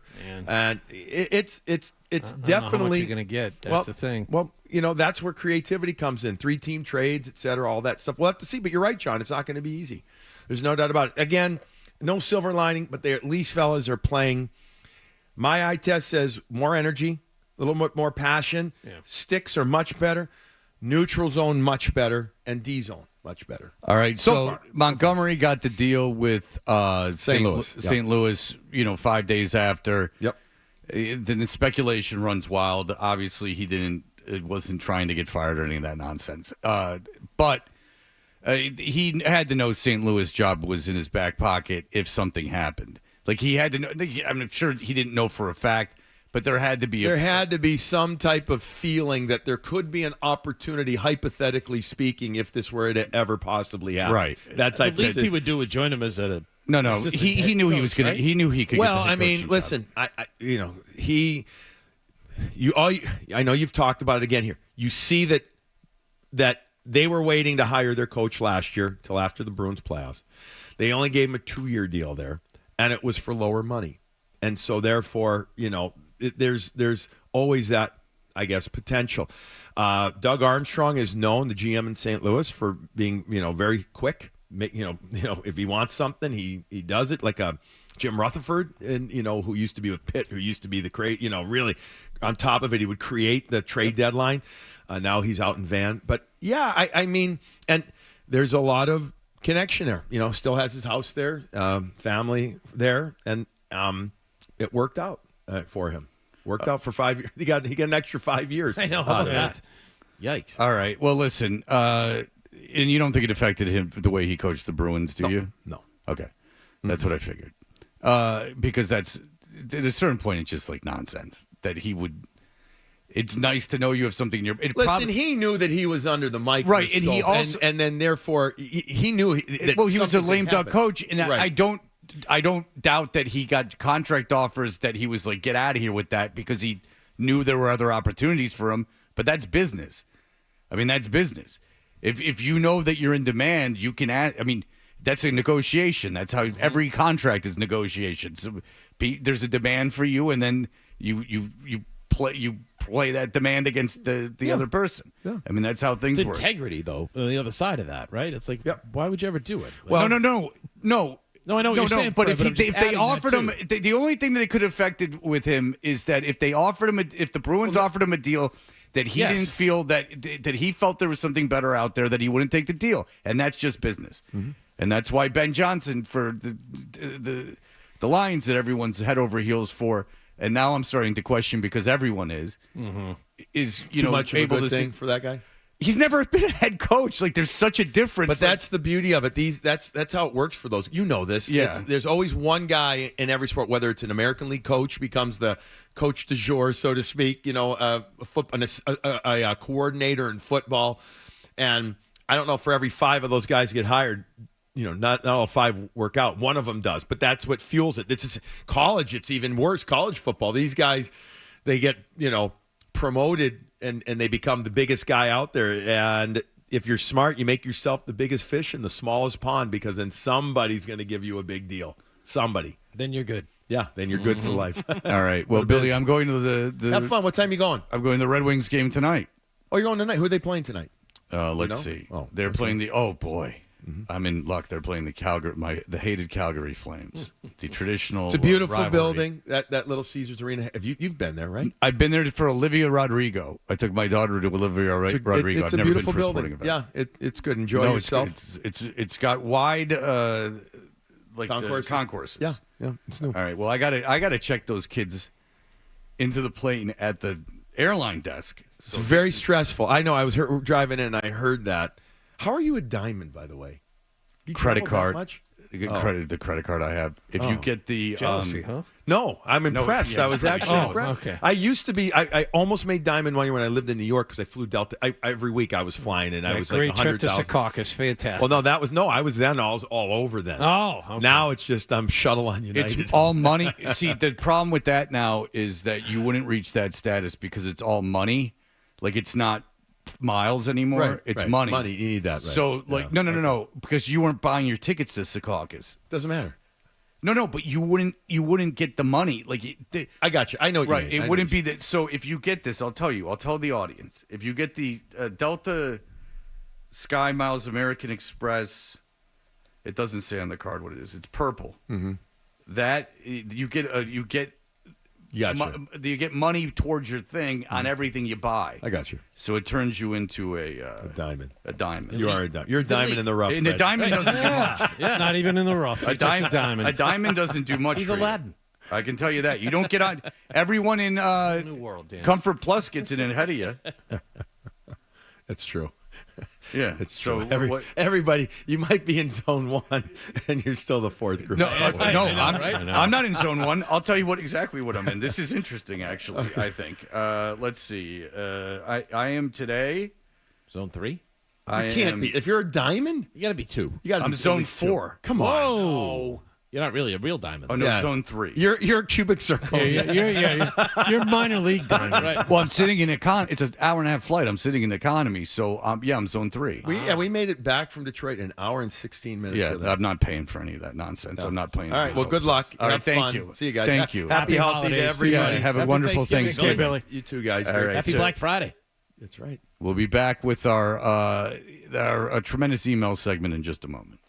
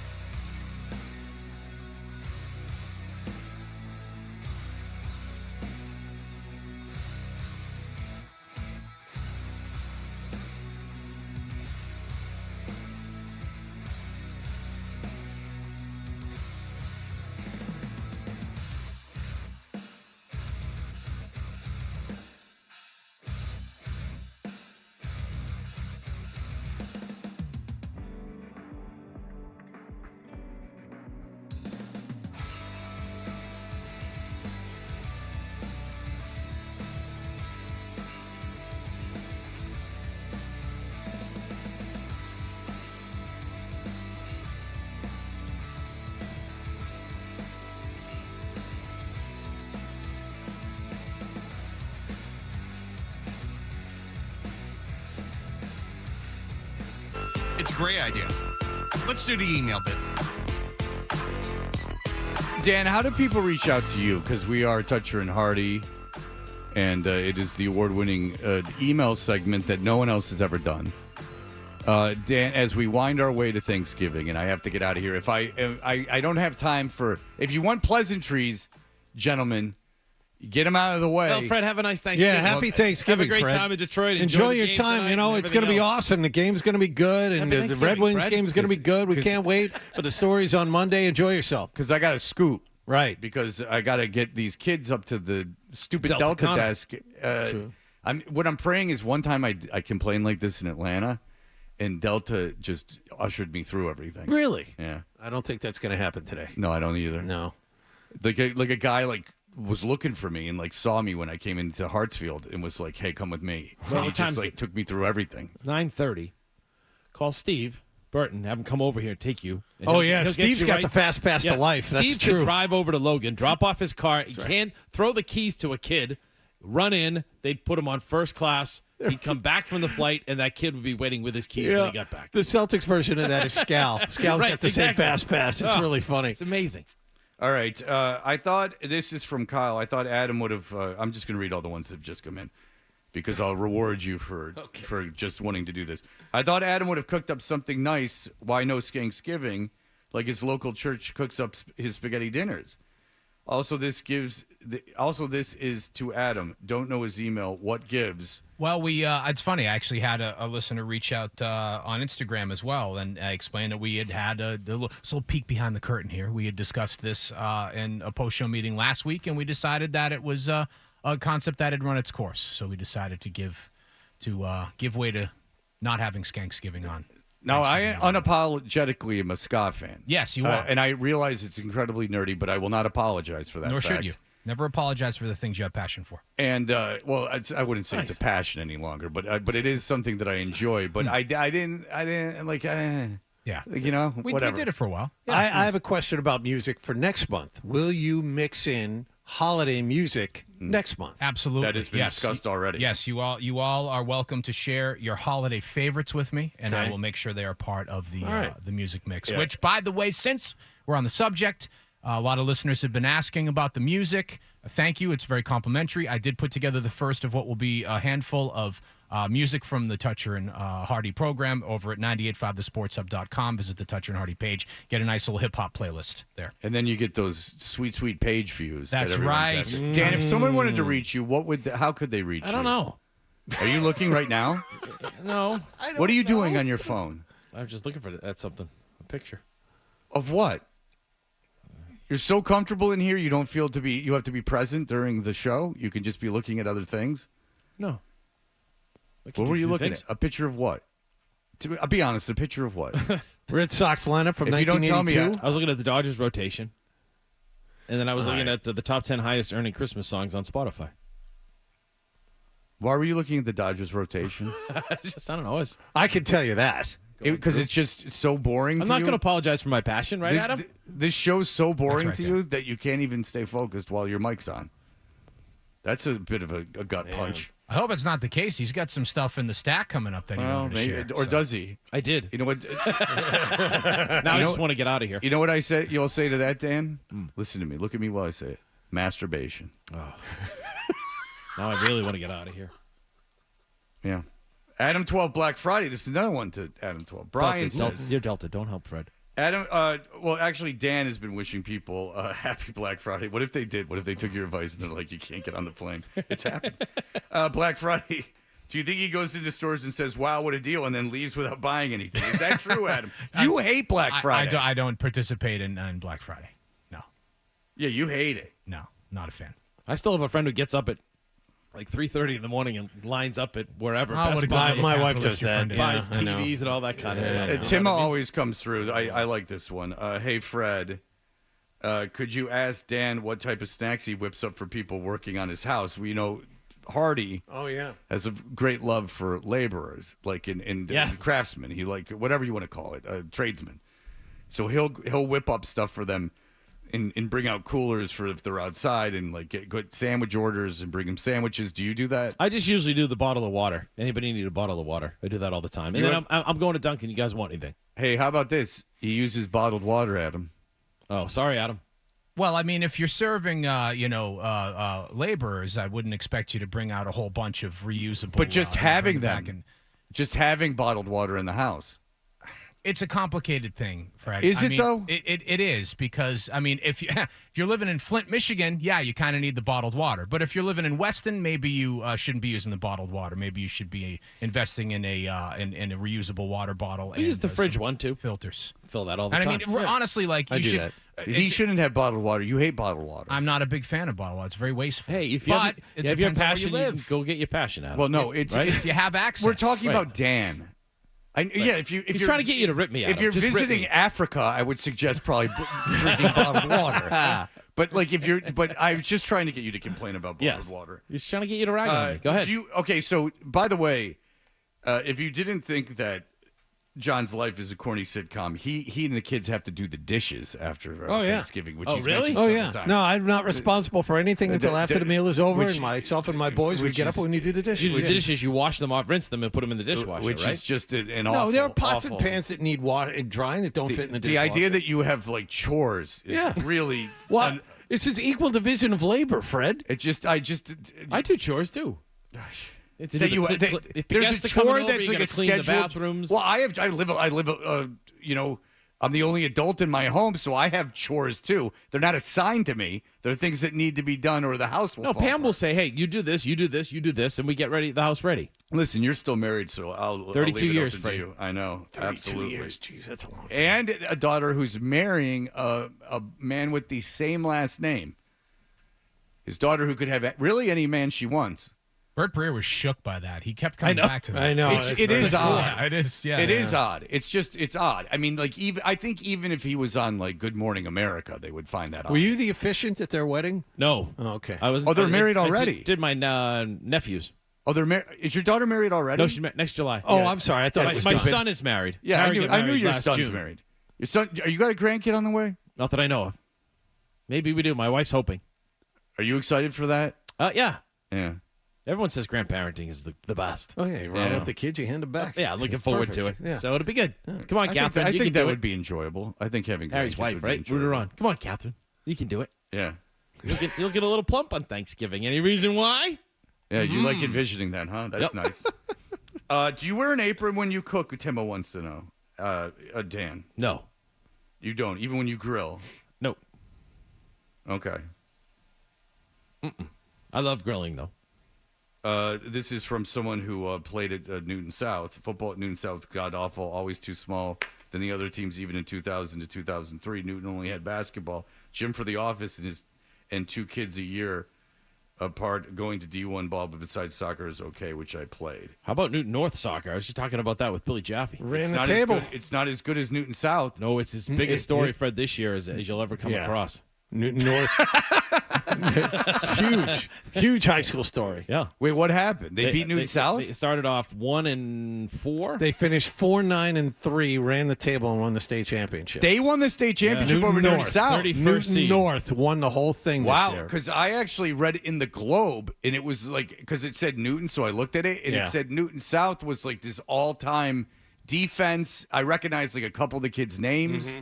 No, Newton North actually had to go through Natick. That's how I know about them in the quarterfinals. So, yes, the Newton North boys won the Division I state championship this year. Did you for get the soccer. picture that the guy sent of the woman with the huge butt with the Oh, eagle yeah, on it? no, I got it. It's right here in front of me. Did you get aroused by it? No, not here. Is that butt too big? No, that's pretty good. So Newton North started. Really? Are you 1-7. dead serious? I was going to say. They won 4 regular season games. Fred, how they make the tournament? Everybody makes the So the regular season means nothing. They were the 32 It seed. cheapens everything. Fred, they were like the 31 seed out of like 40. Oh, boy, that cheapens everything. Then there's no reason for a regular season. Asterisk. Put an asterisk on that Newton North title. I'm not a fan No of that. disrespect It's all to the about kids. power rankings, Fred. Strength of schedule. The whole MIA needs to be like just Disbanded? reorganized. Yeah, them in the NCAA. That's why you go independent league. Yeah. That's what why you go do. private. That's what you do. There you go. Yeah, get into the independent league. You don't have to do this anymore.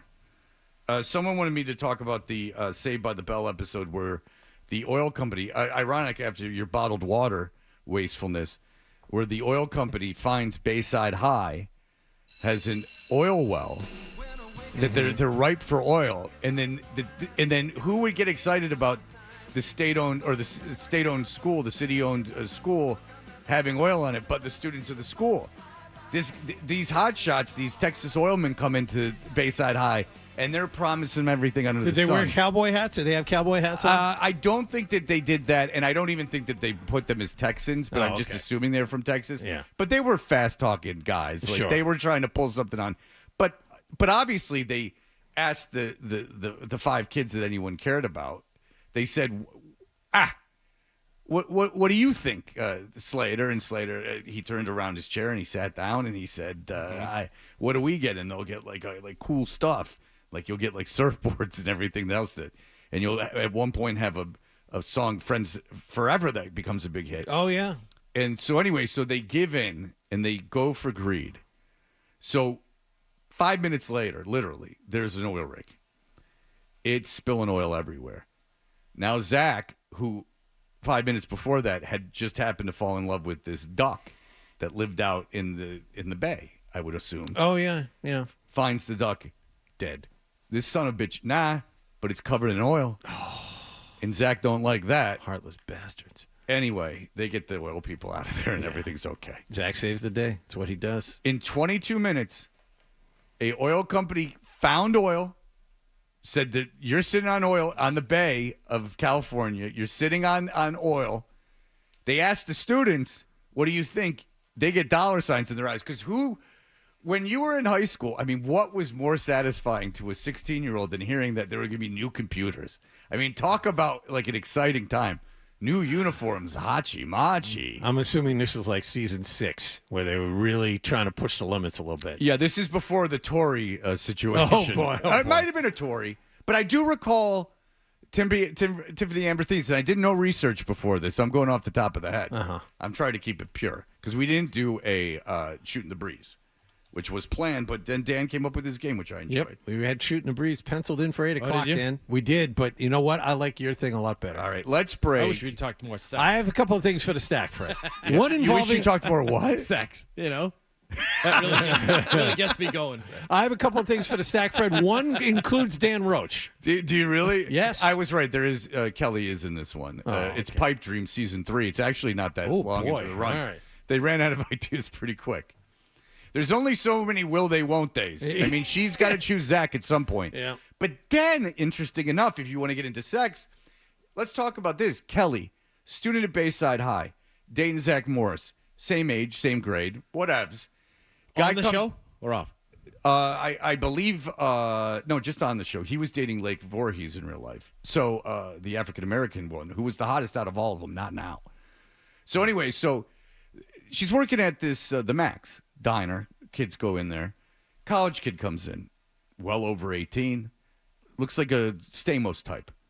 Comes in, seduces her. She leaves Zach for him. What's that? Statutory rape, my friend. And I've been told by a girl, Mr. Belding's in an episode of Mad Men. We'll be right back with the stack.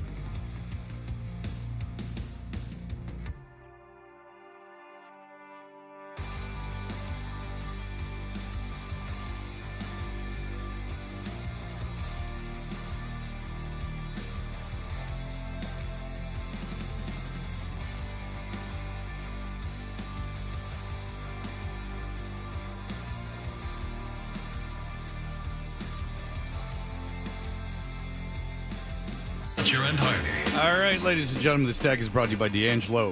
Grilled sandwiches have lunch with a legend this week. D'Angelo's legendary number 9 sandwich, grilled sirloin or chicken smothered in onions, peppers, mushrooms, and American cheese only at D'Angelo. All right, what do you guys got? You said you had Okay, Dan, I have a question for you. What is the National Sports Media Association? NSMA. Yeah. It's a group of people that sign up and in. It's been around for 100 years or what have you, and it's just like TV, radio, newspaper, digital people that sign in. You pay a dues. It's like a kind of a union type of thing. They're handing out their awards for each state. National Sports Writer of the Year and National Sportscaster of the Year. And this week, they announced the finalists for both of those awards across every state, including Massachusetts. Fred, would you care to hear who the finalists are for Massachusetts Sportscaster of the Year? Danny Roche. Well, Bob Sosi is one. Yeah. Sean Grandy is one. Dave O'Brien, who does the games over on Nesson, baseball games, Red Sox over on Nesson one. Jack Edwards is one. And Dan Roche is a finalist for the Massachusetts Sportscaster of the Year. How many NSMA. awards have you won in your lifetime? I've won that one four times, yeah. I think. But seriously, like how many TV awards or sports awards or local awards have you I don't won? know. Like, Is there a big dinner? Just with- approximate amount. The idea that you have to even think about it is what the point I'm getting here's at. Like the Emmys. I won one way back when I first started in TV, and I didn't want to do it again because I've judged them, and it's a lot goes into it. But I just wanted it on my obituary. That's the only reason I won. So that when I die, it'll say Emmy Award-winning sportscaster Dan Roche passes away. Because there's And that's two it. Nothing else. professions that get awards like nobody's business. Real estate agents, they're getting awards every week. Yes, that's true. You see them right on their desk. Yep, Yeah, and on every business card. Well, you get on hit. every Facebook page. Yeah. Is there anything more annoying than having a friend in real estate on social media? Really, mortgages have never been easier, and TV, local TV people, like the local TV Emmys, are insane. The amount you've obviously been to them. What did Yes. they give out? 45, 50 awards? The best I ever saw, someone gave a speech and said, "My wife had nothing to do with this." It was the best part. Yeah, you know, good for him. So You yeah, told her I where get she you on that one. stands. David Wade of our station, WBZ, is probably I'm not lying, Fred. Has probably won 50 Emmys over his lifetime. and there's no doubt David Wade's a talent and a He's a good great guy. writer. Oh, yeah. But there's no reason anyone should win 50 awards. It's just that means It's there's a too many participation awards. trophy. That just means there's too many awards. Yeah. Radio gives out awards. Sometimes I hear people win an award. I'll go, what award is that? I don't even know what it is. Like the Massachusetts Broadcasters Hall of Fame. Like, what the hell is that? Yep, Glenn Ordway I've been to inducted those. last year. Yeah. Yeah, Glenn Ordway was a fixture of Boston media. There's no question about it. He's one of the biggest names ever in Massachusetts media, I'd assume. Bob LaBelle's in there. Oh, well, LaBelle was like, you're Bill Bonds. My old program You're director, JV Bill Bonds. My old program director from Kirk Gowdy's radio stations, Bruce Arnold. He's in there, so it's nice, nice event. I'd be like Audi like who mother effing Kirk Gowdy. Mm-hmm. All right, what else? We have one more thing. Big signing in baseball last night. Free agency has begun. Blake Snell, 5 years, $182 million with the L.A. Dodgers. Dan Roche, does this mean that the Red Sox are going to sit out another winter? It's going to be pricey as heck. So I hope not. Well, that means that they're out on. I would imagine them signing Snell means they're out on Soto. No, they were in on. They're in on everyone. That's the thing that upset me more than anything else. As soon as the Snell thing became official, immediately there was a tweet from John Hammond saying, "Oh, the Red Sox were in on him." No. Red Sox are in on no, Soto. not them. pitcher signed. This means the Dodgers are out on Soto. Yes, it does. Oh, okay. I want to see misunderstood. one starting pitcher, one trade acquired starting pitcher, and then a big bat, whether it be a right-handed bat or Soto. As of last night, I can tell you, as of last night around 6, 7 o'clock, David Ortiz had not had his face-to-face meeting with Soto. They grew up as families next to each other. He knows Soto really well, the Soto family, and he's planning on talking to Soto about coming here. So they're going to make an all-out push. Now, again, it's Boris, so the dollars are going to be off the charts. So I don't know. They're going to have to like really suck it up and say we got to pay this guy or this guy at least one to get back into the game. That's what they owe Red Sox fans. They're going to have to overspend. Yes. In a major way. To I make mean, up who for do you not want them spending. to sign? if Me? they don't get Soto. If I had my choice, Fred, if they don't get Soto, I'd be happy with something along the lines of Fried or Burns, and then or Jack Flaherty, and then acquiring a pitcher. Crochet sounds like he's going to be too much. Maybe one of the Seattle pitchers, what have you. And then I want to see Teoscar Hernandez or a right-handed bat. They desperately need a right-handed Burns and bat. a right-handed bat. That's what you Fine, need. then trade for Arenado, but they're not going to. They're That's not an going to interesting take any one, huh? money, and they're not going to trade him for no reason. Yeah, I'm an ass man. You don't want Pete Alonso. It just doesn't fit right now. That shortstop, that Adames. yeah, Willie Adames. Adames? He's the best one, right? The Yeah. best Power bat. outside of Bregman, the best positional guy that is in free agency. All right, I gotta go. Good luck. Everyone, North Andover. If you work for Enjoy Delta, your weekend. Happy Thanksgiving, Thank you. Thank you. Happy Thanksgiving to you guys, and Thank happy you. Thanksgiving to everyone, Nick and Adam. Love y'all. And everyone else. Who else am I missing? Ryan. What? No, I'm just kidding. And Ryan. Thank you all so much, and happy Thanksgiving to all of you. Thanks for filling in. And if you have nothing to do this Thanksgiving, Watch WBZ. don't feel bad. Patriots coverage. Don't feel bad. 11:30 Sunday morning. It's overrated. Don't feel bad about Thanksgiving. Don't let the holidays bring you down, especially this one. No. Believe me, it's not a big deal. Go see Wicked. Sometimes you're better off without anything to do. Trust me. All right. That'll do it for us. Everyone have a great